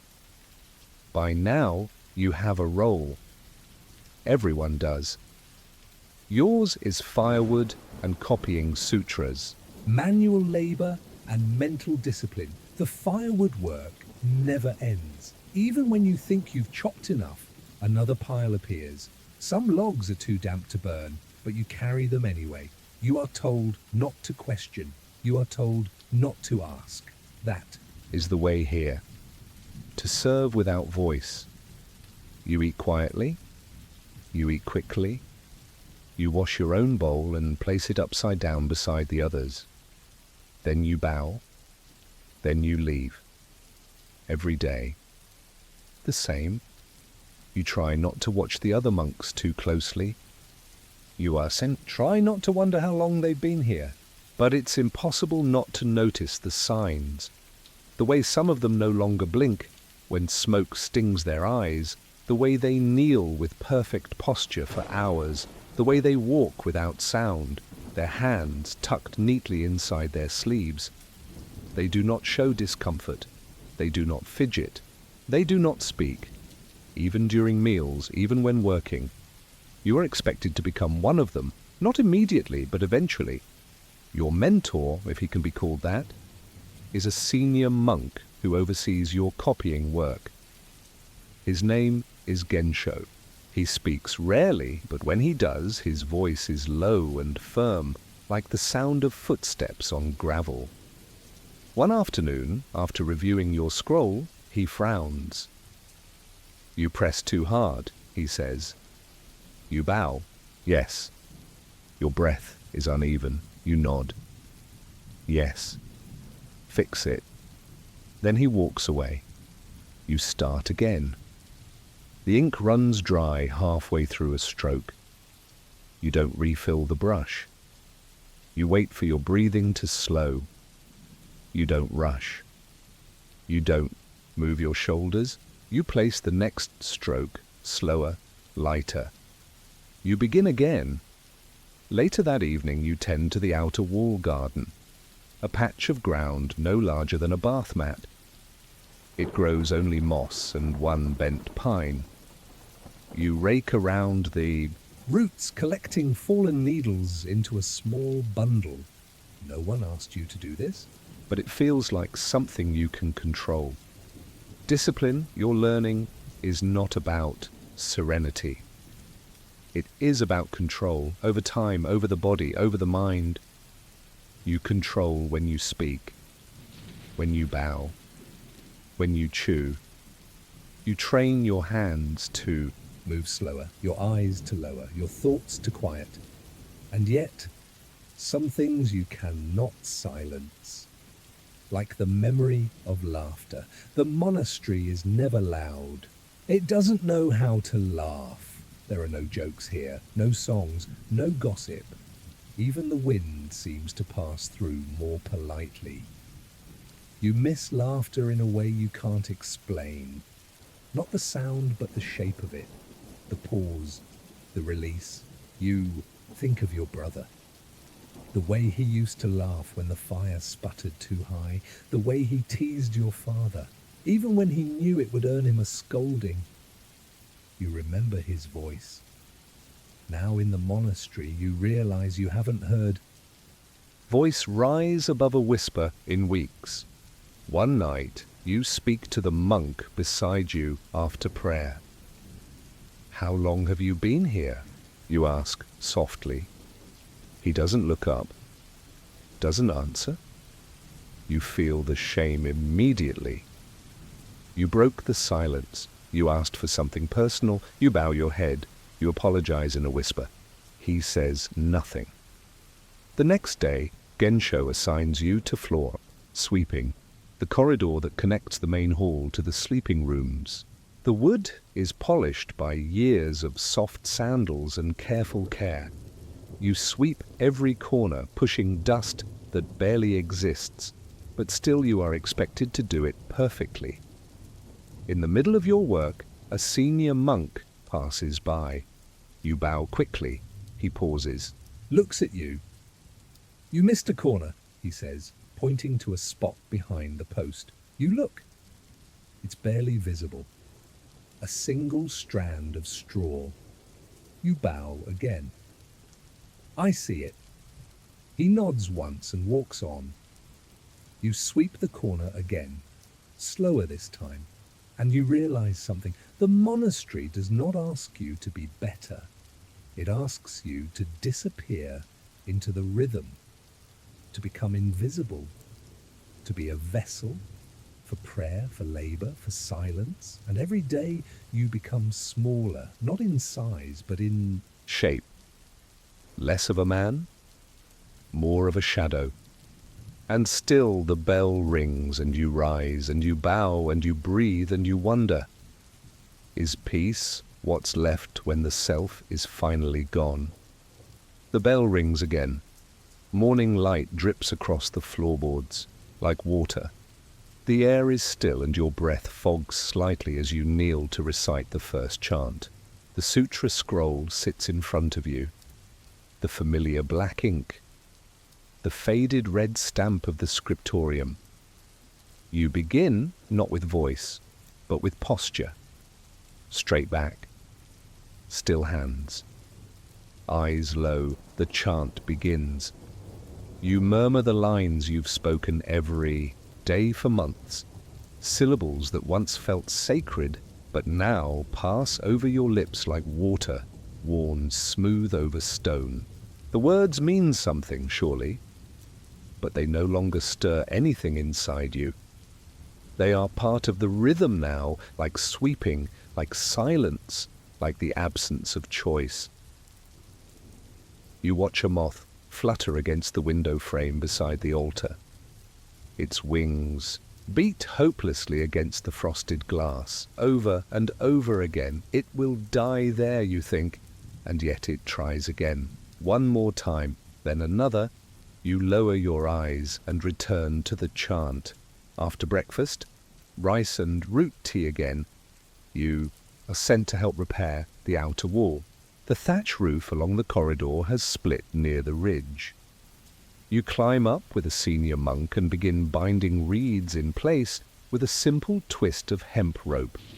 You work in silence, always silence, but something feels different today. Not with the work, with you. You pause, staring at the hills beyond the wall. A soft mist lingers between the pines. The sound of distant crows. Somewhere below, the faint clang of a wood block echoes through the valley, calling someone else to prayer. Your hands tremble slightly. You grip the rope tighter. "Keep tying," says the monk beside you. Not harshly, but firmly. You nod and continue. But your mind is no longer here. It drifts to your mother's voice when she sang while grinding rice, to your brother laughing during a rainstorm, sleeves soaked, sandals ruined, to your daughter asking why the moon looked different in water. They are gone now. Not the people, but the moments. The part of you that remembered them has grown dim. Not erased, just blurred. You don't cry. You don't frown. You don't speak of it to anyone, because in this place, grief is not expressed. It is folded like a robe, stored inside the chest of your chest. That evening, you sit in meditation beside the small garden. You rake the sand, slowly, purposefully, 3 strokes down, 1 stroke across. Your knees ache, your back tightens, but you continue. Gensho passes. Behind you, he stops. "Your pattern changed," he says. You look down. He's right. You'd made a curve, unintentionally, where you usually draw straight lines. You bow. "I was thinking." "Then you weren't meditating?" You nod. "Yes." He watches you a moment longer, then walks away. You smooth the sand. Begin again. This time, no curve. After evening prayer, you lie on your mat. The candle flickers. The ceiling is dark. You press your hands to your chest and feel your own breath. Shallow and slow. You wonder if this is what they mean by peace. Is peace just the absence of motion? The absence of feeling? The absence of self? Or is this something else entirely? The numbness that sets in before one disappears. You rise before the bell the next morning, not out of habit, not from cold, but because something inside you stirs. Not loudly, just enough. You fold your mat, wash your face, bow toward the altar, and as you begin your day, one more day, you carry a quiet truth within you. Not all who are quiet have found peace. Some have simply learned how to survive. Without noise. The rooster hasn't crowed yet. The mist is still hanging in the air like a damp veil. But you're already awake. You haven't opened your eyes. Not fully. But you're listening, feeling, measuring. The softness of your daughter's breath beside you. The stillness of the fire pit, cold again. The weight of your own body, stiff from yesterday's work. You rise slowly. Not because you're tired, though you are, but because you don't want to wake the others. The children need their sleep. So does your husband. His back has been troubling him again. You slip your feet into worn straw sandals and pull a robe over your shoulders. It's thin. Everything is thin to the robe, the roof, the margins of your life. You step outside quietly. The sky is still dark, a deep blue touched with a hint of grey. You can just make out the outlines of the huts. Your breath clouds in front of you. The cold kisses your cheeks, seeps into your sleeves, but you're used to it. The cold always comes before the fire. You begin your day by gathering kindling from the pile beneath the lean-to. Most of it is damp. You pick through carefully, choosing the driest you can find. You crouch by the fire pit and begin building the small stack. Twigs, bark shavings, split wood. You strike the flint again and again. Sparks catch. A curl Of smoke rises, you exhale flame. It is a small thing, but it feels like a victory. Inside, the room warms slowly. You add water to the pot, barley and wild greens today. You stir quietly, listening to the first soft movements from your daughter, who stretches without waking. Your son murmurs something in his sleep. Your husband shifts, but does not rise. You do not speak. The day hasn't begun for them yet, while the pot simmers, you take the basket and walk down to the stream. The water is sharp, clear, and bitterly cold. You scrub clothes with numb fingers. You do not wince. You rinse your face after you finish, more to wake yourself than for cleanliness. The cold clears your head better than tea. On the way back, you stop by the neighbor's fence. Their eldest daughter is already outside, hanging washed clothes. You nod to her. She nods back. No words. Just the silent acknowledgement of women who rise before the sun. Back inside, you wake the children. Gently. They dress in silence. You divide the porridge into 4 bowls. You serve your husband first, then the children. You eat last, scraping what remains from the pot. No one complains. This is just how it is. After breakfast, the real work begins. You clean the house, Sweep dirt, beat dust from mats, patch holes in the wall matting. You check on the thatch at the edge of the roof where the wind has been tugging. Your daughter helps gather more wood. Your son helps carry water. You soak soybeans for miso. You pick through the storage jars, counting, always counting, how much barley is left, how much dried fish, how many meals can be stretched if you add more greens, more broth, less rice. You don't speak of hunger, you just manage it. Your husband heads to the field. You stay behind, there's laundry to finish, clothing to mend. A neighbor's child comes by crying. His mother has a fever. You make a mixture of grated ginger and warm tea. Offer it with quiet words. You do not expect thanks. In the afternoon, you begin preparing dinner. A small stew with mountain yam and miso, stretched with chopped daikon, greens. You fry a handful of wild ferns with salt. You hope it will be enough. It has to be. Your feet ache, but there's no time to rest. You tend to your daughter's splintered sandal, rewrap the handle on the water bucket, adjust the roof reed that's begun to sag above the entry. You don't stop moving, because if you stop, something will be missed, forgotten, broken. The sun begins to fall. The sky glows orange behind the mountains. Your husband returns, shoulders slumped. You pour him tea and ask no questions. He nods once. That's all. The children eat quietly. Your son tells a story about a frog he found by the stream. Your daughter smiles. It's the only bright sound of the day. After dinner, you stoke the fire for night warmth. You roll the bedding out. You tuck the children in. You run your hands over your husband's back. His shoulders are hard like carved wood. You kiss the air near his cheek.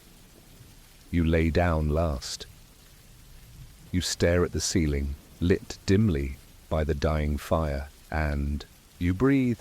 No one will sing your name. No one will write about your hands or your feet or the meals you measured down to the grain. But you keep this house alive, and you begin the day before anyone else knows it's begun. It looks like rest. When you sit down near the fire, your hands stop moving, your back curves forward just slightly, your eyes go soft, fixed somewhere near the edge of the fire pit. But this is not rest, you're planning. The others don't see it. The children are playing with bits of straw and string. Your husband is wiping his hands, adjusting the strap on his shoulder pack for tomorrow's field work. But you, sitting quietly, aren't just watching the flames.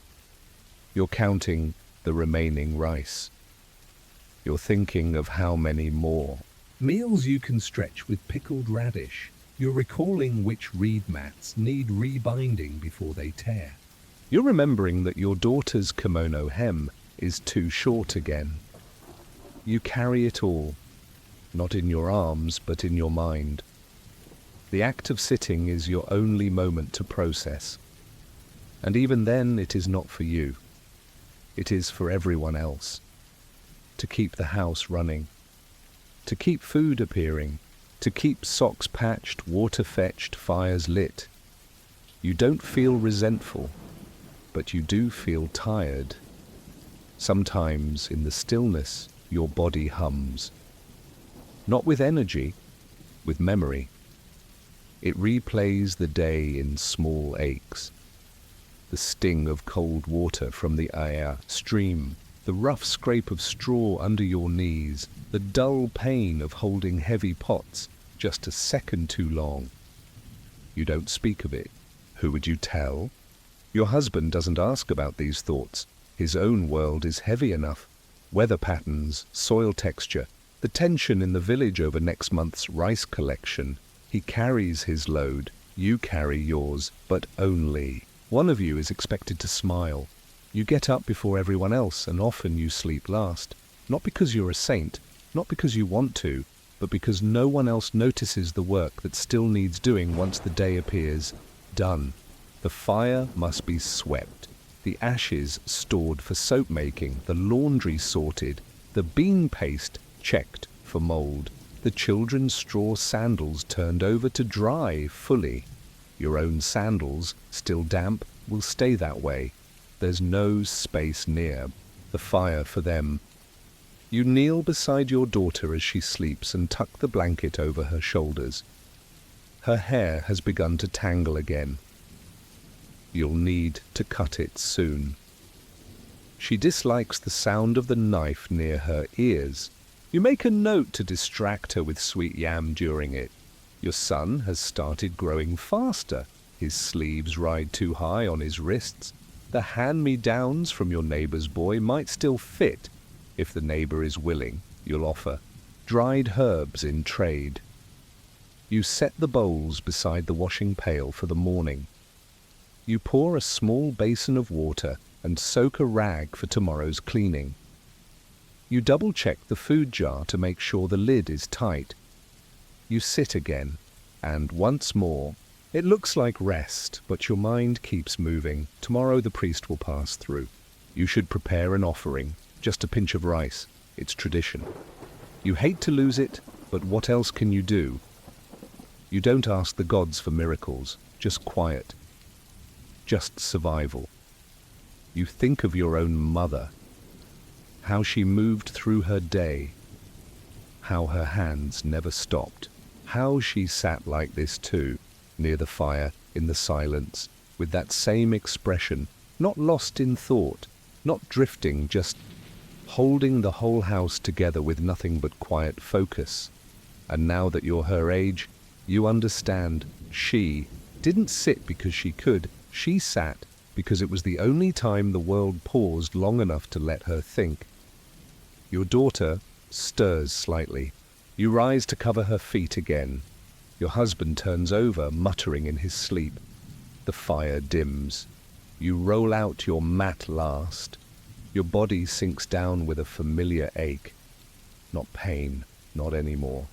Just fatigue you've learned to live beside, like an old acquaintance. You close your eyes. You don't dream of festivals or dances or rest under cherry trees.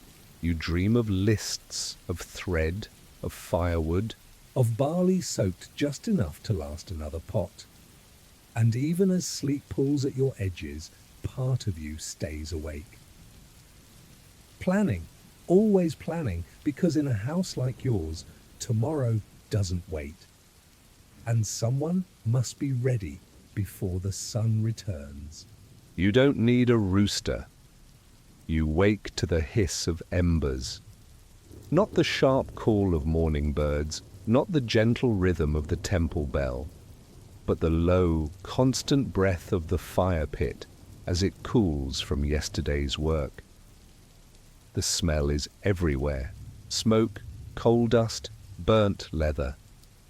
You've lived in it for so long it's no longer scent. It's atmosphere. You rise before the sun. Your back is tight. Your hands already ache. The forge is just a few steps from where you sleep. A one-room hut with low beams and soot-drenched rafters. You sleep on a mat near the edge of the tools, curled against the heat that never fully dies. Even in winter, your house stays warm. But not in a comforting way. The warmth here is like labor itself, constant, demanding, indifferent. The forge is your world. The stone walls are blackened from decades of heat. The floor is stamped flat from generations of heavy boots. The roof groans when the fire is at full roar, as if the weight of every blade you've ever hammered presses upward. You throw open the vent and begin. You don't pause for breakfast. You chew a few grains of leftover rice with cold tea and get to work. The fire must be coaxed back to life, not with haste, but with skill. You add charcoal in stages, adjusting the bellows. The rhythm matters. Push too fast and the heat chokes. Too slow and the iron sleeps. You've learned to listen to the sound of the flame as much as you watch its color. Orange means ready. Blue means perfect. Smoke means you've failed. You pump the bellows. You watch the temperature rise. You prepare the day's tasks in your mind. Today you have 2 ploughheads to reshape, a broken scythe blade to mend, and a dozen nails to deliver to the carpenter near the edge of the village. You also have 1 dagger, requested quietly by a travelling merchant. That job will wait until nightfall. You begin with the plough. The metal sings under your hammer. Each strike is a dialogue, between you and the iron, between the tool and the land it will meet. You don't hit with brute force. That's for the young and the foolish. You strike with memory, precision, discipline. The hammering echoes through the village. Some people find it irritating. Others say it reminds them that work is being done. Either way, it never stops. By mid-morning, your shirt is soaked, not just damp, clinging, heavy, streaked with ash. You wipe your brow with a cloth that's more black than white. You drink water that tastes faintly of metal. You cough once, not from sickness, but from the smoke that lives inside you now. You've tried remedies. ginger tea, dried mushrooms. A monk once gave you powdered bark to inhale. Nothing helped. The truth is simple. When you work in fire, you carry it inside you. People pass your workshop throughout the day. A farmer needing a new hoe handle, a boy asking if you've finished the fishing hooks, a priest checking in on the small bell you promised to fix. No one thanks you more than once. No one lingers. You're part of the village, necessary, but not admired. When people speak of strength, they mention the samurai. When they speak of wisdom, they nod toward the monks. When they speak of legacy, they talk of rice harvests and family. Lines, but the blacksmith? He is only spoken of when a blade breaks, or a hinge sticks, or a roof nail bends in the wrong direction. You don't resent this. Not really. But you notice you finish the scythe by mid-afternoon. Your wrists ache. You sit briefly, eating a boiled egg and a handful of cold millet. A luxury, really. One of the village women trades you fresh eggs in exchange for sharpening. Kitchen knives. She says her husband still thinks it's magic. It's not magic. It's muscle memory and fire. As evening approaches, you deliver the nails. You bow politely to the carpenter, who thanks you with a nod and a bag of wood shavings for kindling. You walk back slowly, the air cooler now, your boots leaving black prints from the soot on your soles.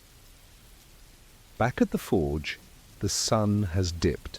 Behind the trees, you light a small lantern, you unroll the cloth that holds the unfinished dagger.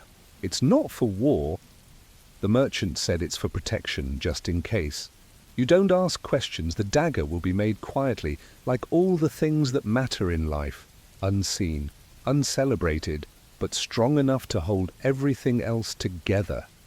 You heat the iron one last time, the fire flares, the anvil waits, and you lift the hammer again because the world only notices when you stop. You wake before the others, again. This time it's not from habit, or from the cold creeping in beneath the wall matting. It's because you dreamt you'd forgotten something. You can't remember what it was, but the feeling lingers. A sharp knot in your chest. You sit up slowly, listening to the stillness of the house. No fire yet, no movement, no breath except your own. The world is balanced on silence, and somehow, you know, this moment is yours to hold or lose. You rise, your joints are stiff. Your back protests. You rub your hands together to bring the warmth back. Then you start the fire. The smoke curls up slowly like it's waking too. You boil the water, soak the barley. You rinse the cloth for your daughter's face. You sharpen the paring knife with quiet, even strokes. The world around you is still asleep, but its stability already depends on your motion. There's a saying in your village, a still wife is a house undone. You never liked that phrase. It makes your existence sound like furniture, like your value lies only in action. But now, older, worn, and deep into your routine, you understand it differently. It's not that your stillness is wrong. It's that you've made yourself so necessary that stillness becomes dangerous. If you sit too long, the soup burns. If you forget one task, another is left undone. And if you stop, even just for a while, it all begins to fray, so you keep going.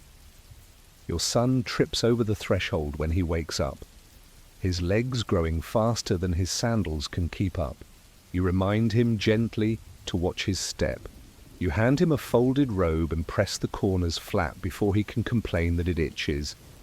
Your husband rises without a word. You've already filled his water gourd. He doesn't ask how you knew. He never has to. Your daughter takes too long brushing her hair, so you take the comb gently from her hand and finish it in smooth strokes. You hum the tune your mother used to sing. She doesn't know the words, but she relaxes at the sound. Breakfast is hot, barely seasoned, but it's ready. You serve each bowl. You fold each mat. You wash each cloth. You adjust the pot so it doesn't tip over the fire, and as they eat, you do not. You sip hot water. That's enough for now. You carry the laundry to the stream with a neighbour. The two of you talk, but only in short bursts. How the roof held up during the last wind. Whether the bean plants have sprouted. If the tax collector will arrive early this year. Neither of you says what you're really thinking. That your backs ache, your minds are fogged, and the weight of daily life is beginning to settle deep in your bones. You don't say it because if you speak it aloud, you might not be able to keep doing it, and you can't afford to stop. You walk home with wet sleeves. You dry them by the fire, one at a time, while checking the fermenting bean paste in the crock. You add salt. Not too much. You rub the lid clean. You make a note to check again in 2 days. Your daughter rips her sleeve while helping in the garden. You don't scold her. You nod, bring the basket inside, and begin sewing. Your needle slips once and pricks your finger. A dot of blood appears. You wipe it on your sleeve and keep sewing. Your husband returns in the evening with a cracked hoe handle. You say nothing. You just take it and set it beside the fire. You'll fix it tomorrow. When night falls, the house is quiet again. You fold the bedding. You check the fire one last time. You straighten the bowls for morning. Your husband thanks you, not with words, but with a soft glance. Your daughter kisses your cheek. Your son doesn't, but he wraps his arms around your waist for just a moment before bed. That is enough. You lie down last. And even as your body sinks into the mat, part of you remains awake, listening for the pot to tip, the roof to creak, the wind to rise. You are not fearful. You are ready, because you know the truth that no one says aloud. If you stop, it all falls apart. And that's why you never do. You used to think iron was eternal, that with enough fire and force, it could become anything. Tools, weapons, locks, nails, all unyielding, all dependable. But after so many years bent over the anvil, you know better now. Even iron breaks. Not because it is weak, but because it carries too much strain over time, just like you. You wake this morning with a cough that won't stop. Not a dry tickle, but a deep, chest-borne rattle that echoes against your ribs. It doesn't surprise you. It's been building for seasons now, fed by the black smoke and the years of inhaling what never truly left the forge. You sit on the edge of your sleeping mat, back hunched, eyes half open. Your knees ache in a new way, not soreness, but stiffness, something slower, heavier. You dress without comment. Your robe smells like smoke even after washing. The sleeves are patched where sparks have burned holes. The cuffs are worn from years of wiping your brow, your mouth, your hands. There is no one to complain to, no reason to anyway, because the fire must be lit. The tools must be placed in order. The bellows checked for tears. The blades from yesterday rechecked for cooling cracks. Everything in its place, even if your hands shake. You begin your work on a farmer's hoe blade. You strike lightly, warming the metal to bend and reinforce the neck. Your hand slips once, barely. A misjudged angle. The hammer glances off the side. You flinch, more in frustration than pain. You glance down at your hand. There's a tremor. There now. It hasn't gone away in 3 days. You don't stop working. Later that morning, a samurai from the lord's estate arrives. He bows stiffly, his armor polished but dented near the shoulder. He lays down a bundle wrapped in cloth, a katana, cracked halfway down the blade. He doesn't speak much, just, "Can it be repaired?" You nod. Yes. You don't tell him that it will take twice the time your body wants to give, that the precision required will tax every muscle in your hands and neck, that just holding the blade steady will make your shoulders burn. You accept the job because you have to, because reputation travels fast, and if a smith turns away work, people stop bringing it. You begin sharpening a wedge later that day. The whetstone is worn thin. You wet it carefully, moving the blade in slow, practiced circles. But halfway through, your shoulder locks. A flash of pain. Dull but firm. Your hand loosens without meaning to. The blade slips. You don't cut yourself. But the edge chips against the stone. You stare at the metal. You stare at your hand. And you finally sit down. For a long while, you just breathe, not because you're reflecting, but because it's all you can do. You remember being stronger, not just younger, but sturdier, able to lift beams alone, to carry barrels of water without spilling, to strike a blade 200 times without rest. Now, you pace yourself between each hammer fall. You count in silence. 1, 2, pause, still. No one knows. They see the fire, they hear the hammer, they assume nothing has changed. That evening the samurai returns for an update. You show him the repaired guard and tell him the blade will be ready in 2 days. He nods once, offers no praise, and leaves without another word. You cough again after he's gone. You return to the fire. You pull the iron from the coals. You strike again because the fire doesn't care if your joints are failing. The iron doesn't ask if you've slept well. The hammer doesn't know your breath grows shorter each month. This is the part no one sees. Not the roar of the flame, not the heat against your skin, but the quiet cracks forming beneath your ribs. The way your spine feels like a blade pressed between stone. The way your muscles remember things your strength can't carry anymore. You eat late that night, rice and onions. The onions are sweet, and your neighbor had too many, so she offered some in trade for mending her husband's sickle. You thank her. You eat slowly, and then, without anyone asking, you light the forge. One more time, because there's a broken chisel that won't fix itself, and because if you stop now, you'll have to admit that you're breaking too. There is no record of your name in the Lord's ledgers. You have no family crest, no official title, no scroll on the wall that declares your service, and yet without you the doors do not open, the carts do not roll, the tools do not cut. Without you things pause, not dramatically, just subtly, quietly, slowly enough that no one notices at first, until they do. You've lived in the village long enough to know this truth.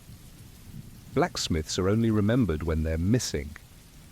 Not during the planting season, when ploughheads are sharp. Not when swords are sheathed and spears stand straight. Not when the hinges work and the cooking pots hold heat. But when something breaks. When the fire is cold. When the forge is quiet. That's when someone asks, "Where's the smith?" Today, you don't light the fire, not because you can't, but because your hands refuse. You wake before dawn, as always. You sit beside the forge, rubbing your wrists. You place your hands near the embers from the night before. The coals are cool now. They do not glow. They do not hiss. They wait, but you don't move. Your breath rattles in your chest like a cart. Wheel over stones. You press your hand to your ribs and close your eyes. You think of your first blade, a rusted hoe your father helped you hammer into shape again. You were 12. You burned your palm. You cried. He laughed. "Good," he said. "Now it knows you." You smile at the memory, then you cough. Hard. You stay seated. The hammer rests on its wooden hook, a quiet witness to your silence. The bellows sag slightly, unused since last evening. The iron stock sits neatly aligned, untouched. Outside, the village begins to stir. You hear the boy from the carpenter's home run down the road. His footsteps are light. He's small, still full of energy. You used to sharpen his father's nails for trade. You hear the butcher's wife calling her husband. You hear the creak of the well bucket as someone draws water. But no one comes to the forge. Not yet. The day passes. You stay inside. Your stomach grumbles. You chew dried beans from a jar you set aside last month, a small reserve for days just like this. You sip water warmed by the sunlight through the roof slats. You wrap your hands in cloth, and still, no fire. By midday, someone knocks. It's a girl, barely 10. She carries a rusted sickle and a shy smile. You open the door. You bow. You speak gently. "Not today." She looks confused but nods. She bows too and walks away. You close the door softly. By nightfall, 3 others stop by. A carpenter, a farmer, the merchant's son. Each comes with something broken. Each leaves with something still broken. You do not explain. Because what would you say? That your hands no longer grip with certainty? That your breath is half as long as it used to be? That the iron has grown heavier and the fire less willing? That the work you've done your entire life is now asking for more than you have left to give? Instead, you sit near the forge. You run your fingers across the anvil's face, smooth in the center, pitted at the edges. This stone has held thousands of blows. You know every mark, every corner. You made them all. This was your war. Not with blades, but with heat. Not with armies, but with time. And you fought it quietly, day after day, with ash in your lungs and fire on your skin. And now, you are laying down your hammer. You do not say goodbye, because no one says goodbye to the blacksmith. They just notice the silence one day. They walk past the forge and realize it hasn't sung in a while. They knock and no one answers. They check. The hook and the hammer is gone. They look at their plow and think, "He fixed this once." And that is how they remember you. Not with words, but with things that still work. Your shift begins when the lanterns are lit, not with a bell, not with a shout, just the steady glow of firelight in windows and the wooden clack of shop shutters closing one by one. The streets of Edo slowly fall quiet, and as they do, your work begins. You stand at the corner where 2 alleys meet, one lined with low homes, the other with dry goods stalls. You carry a wooden staff, more for signal than defense. You wear layered cotton robes, thick but still cold where the wind cuts through.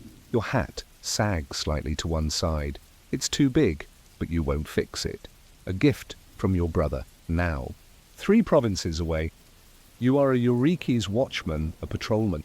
But not a samurai, not a soldier. You're a man paid to stand still while others sleep. You're not here to chase thieves. That's for the officials, the armed men. You're here so no one tries. So they see you from down the alley and think, "Not tonight."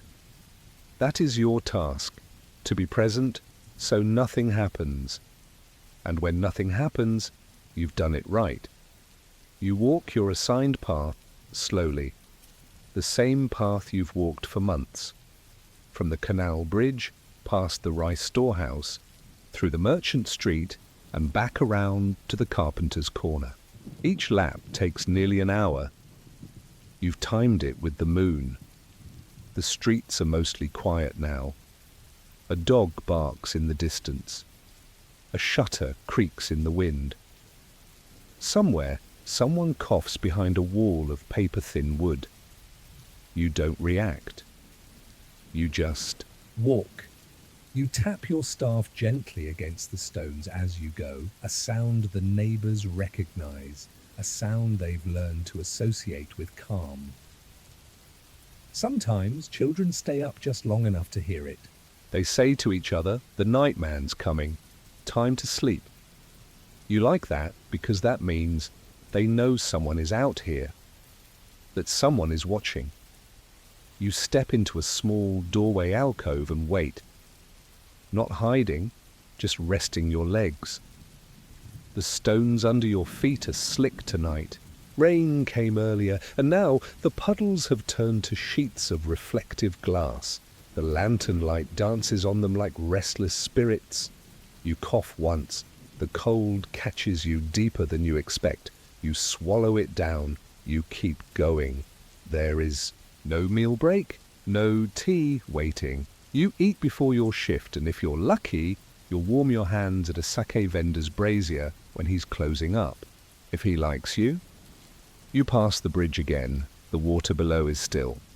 One ripple moves across it, slow and small. A fish? A leaf? You don't look twice. You don't look twice at anything, because looking twice means curiosity. And curiosity leads to involvement. And involvement is how a quiet night becomes a loud one. Better to stay still. Better to remain part of the background. Once, during your third week, a drunk man stumbled through your alley. He shouted, kicked a barrel. You didn't approach. You tapped your staff firmly once, just loud enough to make him turn. He paused. Looked at you. Laughed. But then he walked on. That was a good night because you didn't fight. You didn't argue. You just existed, visibly. Now, months later, you wonder how many people even know your name. You're not sure it matters. What matters is that the carpenter's tools are still there in the morning, that the rice storehouse lock is still sealed, that the children still sleep without nightmares. There's a bench near the end of your route, worn smooth by the years. You sit on it for 1 minute, never more. You count the breaths, 40, slow ones, just enough to stretch your back, to wiggle your toes in your sandals, to rest your spine. Then you rise, because that's what you're paid for. To keep moving, to not fall asleep, to be visible in the dark and nothing more. You pass by the lantern post, you check the flame. Still strong, you nod to it, as if it's a companion. In a way, it is. Because in the middle of the night, in the stillness of Edo's sleeping street, you are two flames. One carried in a pole, the other in a man. Both burning for the sake of silence. There's a truth you carry in your chest every night. No one praises a watchman. They only remember him when something goes wrong. You don't resent it. You accepted this the first week you started. But as the nights grow colder and the hours longer, you begin to feel it more deeply. That strange balance between presence and absence. You are always there, and yet you're not supposed to be seen. You pace your route again tonight. Your sandals slide slightly on the frost-kissed stones. Your breath rises like incense, slow and white, as you walk past closed shops and shuttered homes. The lanterns in the alley burn lower than usual. You make a note to refill the oil on your next loop. Someone might think it's gone out, and if it has, that's on you, even if no one saw you leave it burning. Even if the wind blew harder than usual, even if it's just a trick of the cold, it's still your failure. You round the corner by the bathhouse and pause for a moment. The water inside must still be warm. Steam curls gently through the roof. Vents, you can almost smell it. The women inside would be soaking tired muscles. The old man who sweeps the floor might be snoozing near the coals, and out here you stand because that's your job. To be cold so they can be warm. To be awake so they can rest. To walk alone so they don't have to worry. It's strange, the thoughts that come when the world is quiet. You think of the boy who runs by in the morning carrying firewood. You've seen him grow 2 inches this winter. You've never spoken to him, but you nodded once when he passed, and he smiled in return. You think of the widow who leaves rice cakes on the shrine near your route. Sometimes she leaves one on the ledge of your bench wrapped in cloth. You've never thanked her. You don't even know if she meant it for you. But you eat it anyway. You think of the thief from last month. The only one. He came silently, a shadow cutting between storehouses. You heard him first, his feet brushing loose pebbles. You didn't yell, you moved quickly. You caught him by the collar before he reached the back gate. He never drew a blade, just trembled, said he was hungry. You handed him over. The officials praised you. For 3 days, everyone remembered your name. Then it was quiet again, and you returned to being invisible until the next mistake, because that's the rhythm. Quiet, quiet, quiet, mistake. Then your name is shouted. Then someone asks why you weren't there, why you didn't notice, why you weren't faster, why you didn't prevent what no one else saw coming. You refill the lantern now. The oil soaks into the wick.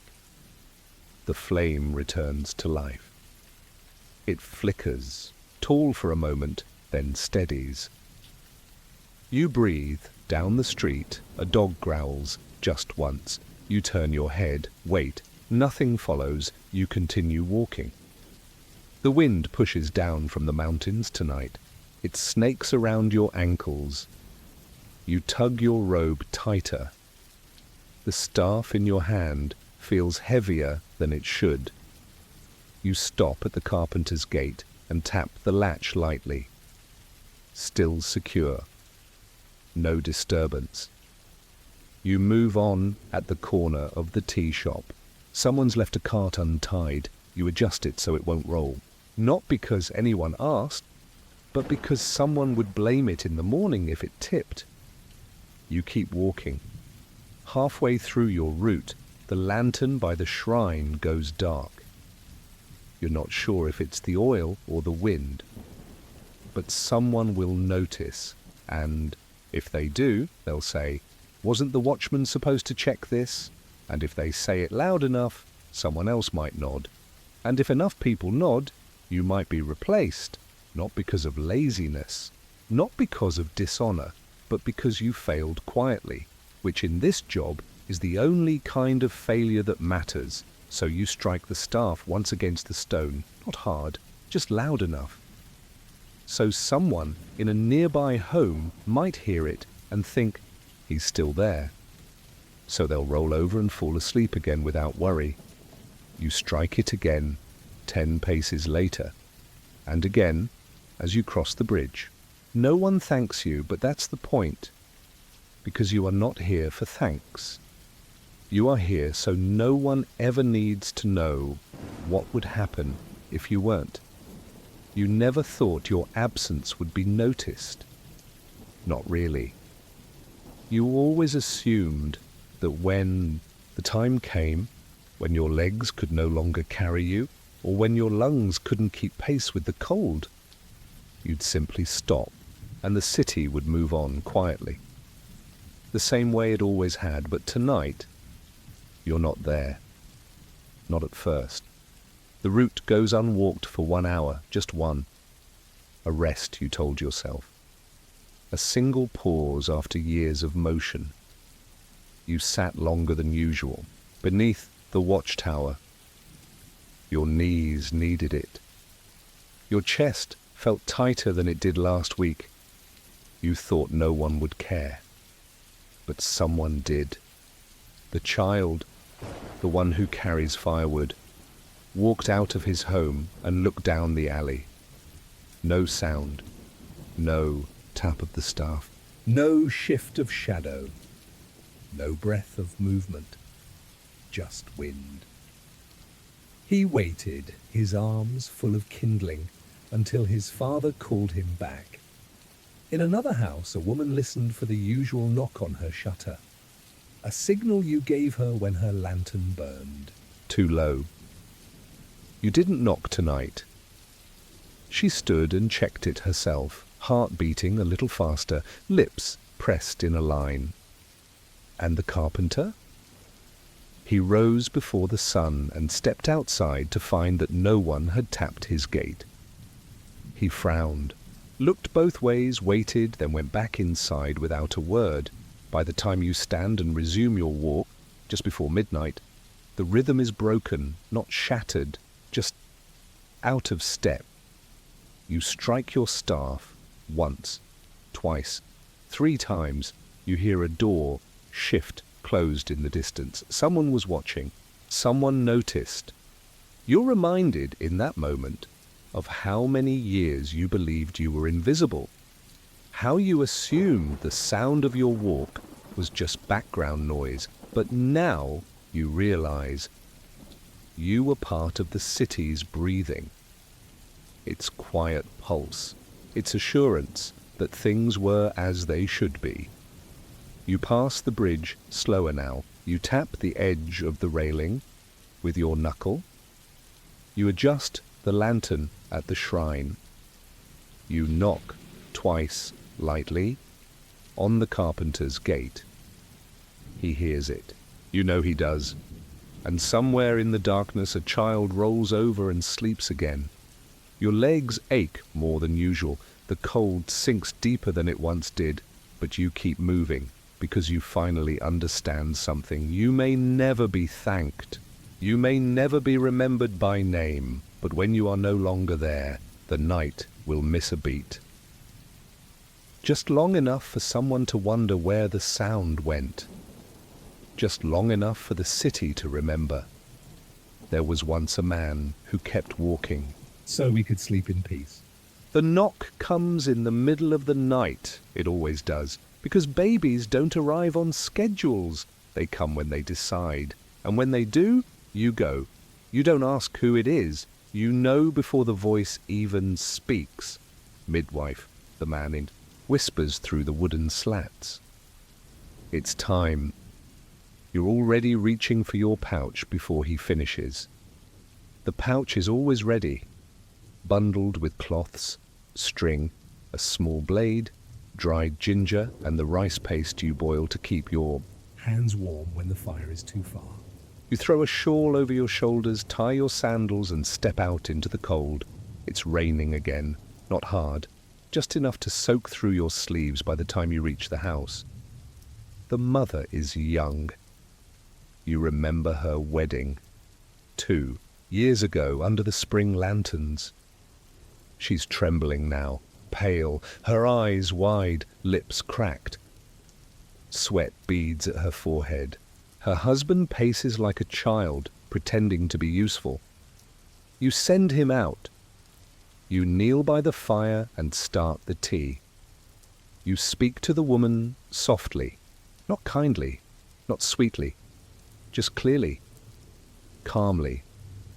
You tell her what will happen, what you will do, what she must do, and then you wait, not idle, never idle. You prepare towels, you place the string in warm water, you press your hands together and ask the spirits to listen tonight, even if you know they rarely do.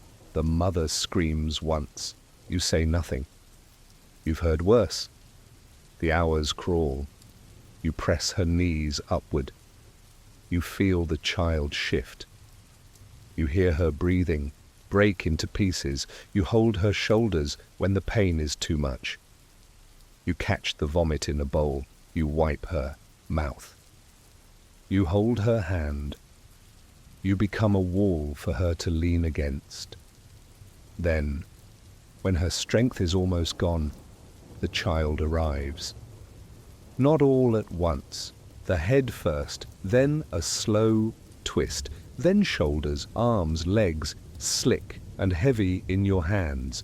The room goes still, like the world has paused to see what you'll do next. You wipe the baby clean, you rub the chest, you wait for the sound, and then the cry.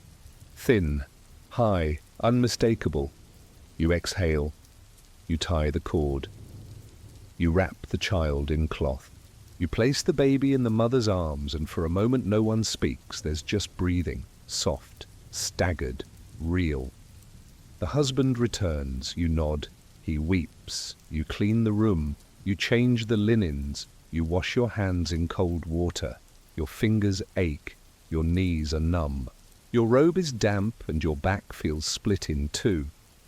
You drink the last of the tea and step outside before the sun rises. The rain has stopped. You walk home on quiet feet, passing houses that still sleep, unaware that something new exists in the world now. Something alive, because you were there. You reach your doorway. You set your tools down. You lie on your mat. You close your eyes.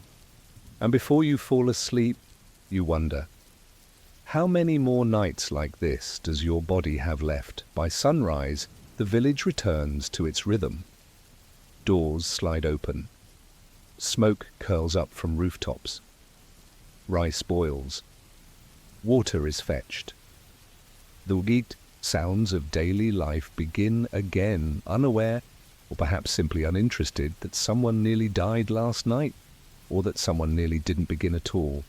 You sit beside your doorway, sipping warm barley tea. Your hands are clean now. Your sleeves are dry.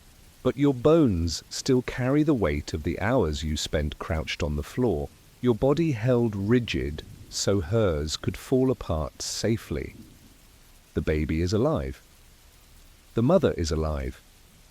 So the world moves on. You've been doing this for over 20 years. You've helped birth over 100 children. But no one knows the number, not even you. You stopped counting after the 31st, not because the count didn't matter, but because the math never captured the reality. It didn't count. The ones that didn't cry. It didn't count the ones whose mothers bled too much. It didn't count the nights you walked home with blood on your ankles and questions in your mouth. You begin cleaning your tools. Slowly, carefully. The cloths are stained. You soak them in warm water with ash and salt. The string is replaced. The knife is washed, then dried, then wrapped in paper. You sit on your heels as you work, knees sore but patient. You do this part alone, always alone. No one asks how you are. Not out of unkindness, but because you're not supposed to need asking. You are the steady hands, the warm voice, the one who arrives through wind, rain, snow, and fear. You're expected to endure, but the truth is simple. You carry the screams home with you. They don't fade when you wash your hands. They don't leave with the blood. They live in the back of your throat, in the silence of your sleep, in the space between breaths. You hear them when the house is too quiet, when the kettle hisses, when the wind moves through the shutters just right. Some nights you hear one that wasn't followed by a baby's cry. Those are the hardest. There was a woman once, 19 years old, first child. Her mother wept at the door while you worked. The husband stood in the corner, frozen. You did everything right, everything, but the bleeding wouldn't stop. You pressed, tied, stitched. Nothing helped. She looked at you near the end, not afraid, not angry, just tired. You stayed with the baby for an hour after she passed, just held it, rocked it, whispered to it. You didn't cry. You don't remember crying, but you remember the sound, that heavy silence after the mother's last breath. You wrapped her body. You swept the floor. You left the husband alone with his grief, and then you walked home, listening to your own footsteps echo in the alleys, like a drumbeat you didn't ask to carry. Today you walk to the market, not far, just down the lane. The fishmonger nods. The tea vendor hands you a small bag of dried leaves, free of charge. You nod politely, say thank you. But no one asks how last night went, because they don't want to know about the screaming. Or the blood. Or the risk. They only want to hear that the baby is healthy, that the mother smiled. The rest, they'd prefer not to imagine. You understand? You don't hold it against them, but still, sometimes when the wind changes, you wonder who Carries your pain if you carry everyone else's. You eat dinner in silence. You stretch your hands over the fire. Your knuckles crack now. You tell yourself it's just age, just wear, just time. You rest your head on the mat. You breathe slowly. You sleep lightly because another knock will come soon. And when it does, you will rise with the same hands, the same calm, the same silence, because that's what a midwife does. Even when her heart is full of echoes, you are not a healer. Not in the way people think. You don't cure illness. You don't stop fevers. You don't bring people back from the edge of death. You're something else. You are the threshold. The silent figure who stands between one world and another and waits while life decides if it wants to come through. You give life. Or rather, you help carry it, guide it, catch it, breathe it into the world. But each time you do, it takes something from you, not all at once. Not obviously. It's not your strength. You still rise when called. Still carry your bag through. Snow, through wind, through paths so narrow you must turn sideways. Still kneel for hours in rooms where the heat and panic blur together. Still whisper the same words to the same wide, frightened eyes. But something deeper leaves you each time. Quiet part of your voice. A stillness in your chest. A softness in your smile. You feel it now. The difference. Years ago, you used to laugh with the families after birth. You'd hold the baby longer, stay for rice cakes, watch the new father fumble through a lullaby. Now you leave quickly, you bow, you thank them, you disappear. Because you've learned something most people don't know. Giving life is not a miracle, it's a cost. You remember the woman last summer, her third child, a difficult birth, turned breech in the final hour. The room smelled of smoke and sweat and something older. You spoke firmly. You reached in. You turned the child. Slowly, painfully. She screamed, then sobbed, then begged you to stop. You didn't, the child lived. So did she. But the sound of her sobbing stayed with you for weeks. You didn't sleep the next night or the next. You kept hearing her say your name, not angrily, not with blame, just raw. You've never told anyone about that. Not even the old monk who brings incense to your door. He once asked how you hold so many cries inside. You didn't answer.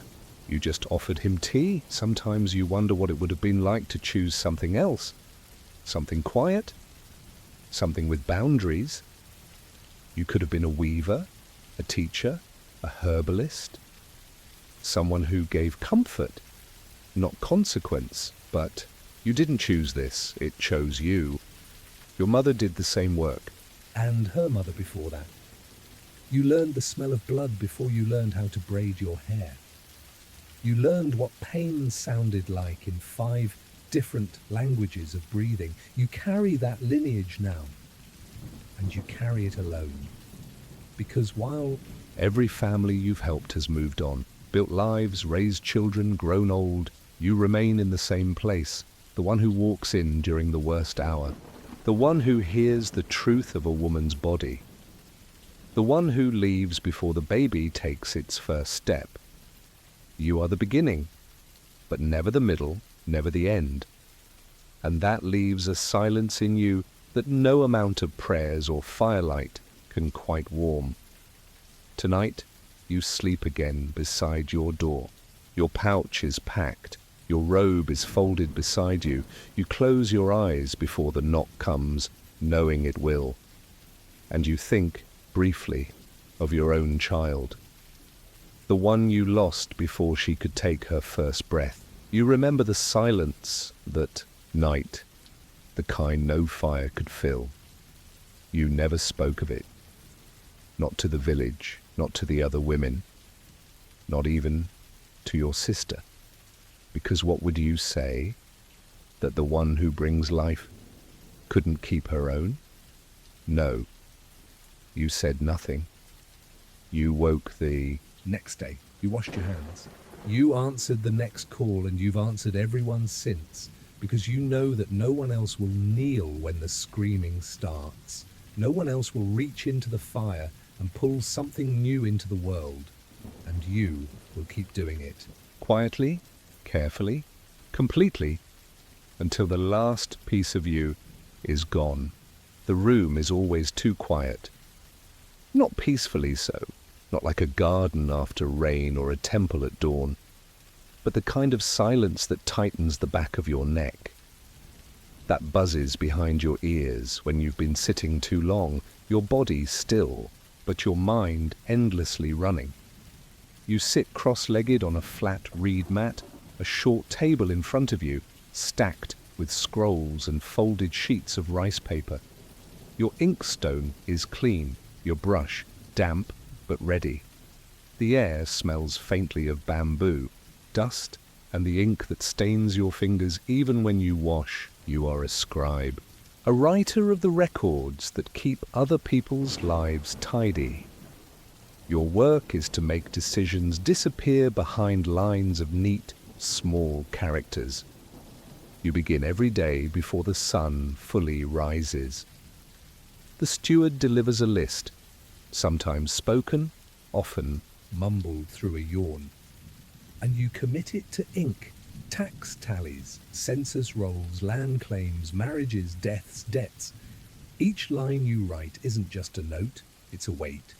And as you work, you feel them gathering, little by little, across. your shoulders. Your fingers cramp early today. You flex them without thinking, rotate your wrist, then keep writing. You've done this long enough to know the ache will be with you all day. But if you stop now, it'll be worse later. So you write. Your brushstrokes are steady, your lines perfectly spaced.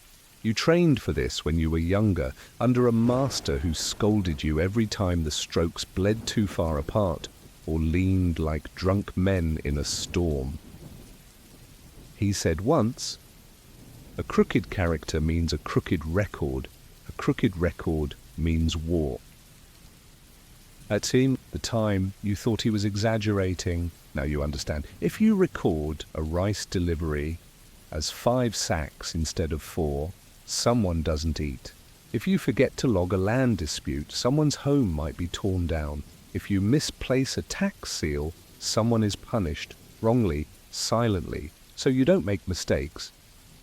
Even when your back screams, even when your eyesight blurs, even when your wrist feels like it might crack. Outside, the sun has fully risen now. You haven't moved from your spot. Your assistant, a boy barely 15, brings you tea. He sets it down gently. You nod, not looking up. You don't want to break your rhythm. He doesn't expect words. The tea is cold before you remember to drink it. You pause only once to stretch your legs. Carefully, you shift your knees from beneath the table. The joints crack. The ache in your spine is sharp. You lean back just far enough to keep the pain from climbing higher. There are no bandits in your life, no swords. But your enemy is repetition. Your battlefield is paper. Your wound is your hand. Your armor is the illusion that you don't exist. Because if you're doing it right, no one should ever say your name. They'll praise the officials, the governor, the landowners, but not the man who recorded the grain that was taxed, the family that starved, or the girl who disappeared from the census when her name was erased after marriage. You do not comment on what you write. You copy, confirm, transmit, preserve. Your opinions stay behind your teeth. Your breath shallow. Your thoughts stitched neatly into private silences. Sometimes the monks joke that they meditate for hours a day. You smile, you meditate too. 8 hours at a time, staring into paper until the world narrows to the width of your brush. When you dream, you see lines. Not landscapes, not people, just characters, floating, shifting, waiting to be aligned. At night, you soak your hands in warm water. You roll your thumbs in circles. You sleep on your side so your wrists don't stiffen. You whisper corrections. In your dreams and in the morning, you start again. Because this is your duty. To write so others don't have to think. To remember so others can forget. To capture the details so others can tell the story without ever knowing how it got there. By the time most people see the world, you've already written it. Before the officials announce a decision, before a lord signs his name, before a village elder reads a decree at the town square, the words have passed through your hands, through your brush, through your tired fingers and your ink-stained wrists, and with them, so have the secrets. You know who borrowed grain and couldn't return it, who died before debts were cleared, who owns land they pretend to rent, who added an extra name to the census, or removed one quietly. You know which merchant declared his daughter dead in winter, only to record her marriage to a wealthy trader the following spring. You know which shrine takes in more silver coins than it claims. You know how many soldiers the Lord says he commands, and how many actually report to duty, and still you say nothing, because that's not your job. You are not the judge, not the messenger, not the speaker. You are the record. You are the one who sees all and leaves no trace of your seeing, even when it's heavy, like the child you once wrote down as unclaimed. A baby left at the edge of the rice paddies. Unnamed, unwept, forgotten before it had a name. You wrote abandoned in the margin. Just one word. One small line, but it followed you. You saw the mother later that season. Eyes hollow, hands raw from working the fields, never speaking. She never knew you knew. You never told. You just nodded when she passed. Or the man who signed his own death record, slowly dying of a fever with no family left. He insisted on writing it himself. You copied it later, hands trembling from the care you gave the letters. You made sure it was clean, sharp, honored. He deserved that much, but no one remembers that either. No one asks, who wrote this so carefully? Who gave this forgotten man the dignity of a name printed neatly on paper that won't rot for decades? No one thinks about the scribe. They read the words, they follow the rules, they argue over policy and law and decree. But the hands that wrote them? Invisible. You've grown skilled at removal of emotion, of judgment, of presence. Your brush strokes are so precise now that you can mimic any hand. You've written as the tax clerk, the temple priest, even once as a travelling inspector who left before finishing his ledgers.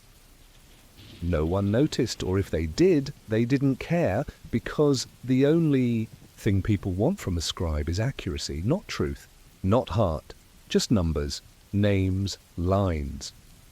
You've watched governors lie with perfect posture, watched soldiers forge rosters, watched old men forget second sons for easier inheritance. You've seen enough to make stories for a dozen lifetimes. But you will never tell them, because to speak them would be to break the one thing you still control, the silence that protects your role. And because no one would listen anyway. They would call you bitter, jealous, lonely, and maybe they'd be right, because you are alone, you eat alone, you file alone, you return scrolls to their shelves like laying the dead into stone tombs, respectfully, silently, with 2 hands and no words. When you walk through the temple compound, no one turns their head. You wear the robes of function, not authority. You carry ink, not incense, and in a world obsessed with prayer and power, you offer neither, just memory. In lines no one reads more than once, but still, you write. Not for the thanks, not for the legacy, not for the pay, modest as it is. You write because someone has to remember, and if no one will speak the truth out loud, then at least it will live quietly in your lines. One day the scrolls will burn, you know this. You've always known it won't be out of malice. Not at first. Perhaps it will be an accident, a candle left too close to a shelf, a spark leaping from a winter hearth. Or maybe it will come from policy, a new official with new standards deciding the old ink is no longer useful. Purge the records, they'll say. Clear the shelves, make space. They won't hesitate, because they don't understand what's written in those lines. Not really. To them, the scrolls are numbers, names, figures from a past they didn't live, facts they can't feel. They won't see what you see. The baby who died in winter, buried before she was named. The woman who paid her taxes in cloth because she had no coin. The merchant who altered his own height and age each year out of pride. These marriage that was real in every way except on paper, the boy who reappeared under a different name after a bad harvest, the soldier who never came back, marked only by a dash where his family once stood. You wrote them all, and you remember, even if they take the shelves, even if they burn the parchment, even if your brush is laid down forever. You still remember. You walk the archive one last time tonight. Not because you're required to, but because you need to. Your steps are slow. The floor creaks in familiar ways. The scent of old paper, dried ink, and quiet dust curls up from the walls like incense no one lit. You run your fingers along a shelf edge. Your calluses know every surface. Your body remembers where the censuses are stored, where the land disputes were filed, where the old wills live, curled at the ends like autumn leaves. You stop at a stack of ledgers from 30 years ago. The bindings are brittle. You lift one. Gently. Open to a random page. A name you haven't heard in decades stares back at you. A girl who brought you a persimmon once for writing her father's letter to a temple miles away. You'd forgotten her face, but not her handwriting. You turn the page, a death notice, handwritten, no family seal. You remember that one too. A young mother lost in childbirth. You were told to write it plainly, no embellishment, just the cause, the time, the name. You didn't add anything, but you made the strokes straighter, tighter, as if you could hold her memory still with pressure. You return the ledger to its place. You bow slightly, not because someone is watching, but because she was once alive, and that still matters. You leave the archive and return to your room. The candle burns low. Your brush rests clean in its holder. Your fingers ache. Your eyes blur if you look too long at anything close. You sit at your desk, but you don't write, not tonight, because you know that your last scroll may never be read. When the fire comes, whether from flame or decision, no one will ask you what was lost. But you will know. You will remember how many letters you copied, how many deaths you logged, how many secrets you held for people who never knew your name, and you will carry them. Not with pride, not with sorrow, just with memory. Because that's what a scribe truly does. He captures time. He preserves the forgotten. He dies ink-stained and unpraised, but full of stories no fire can take.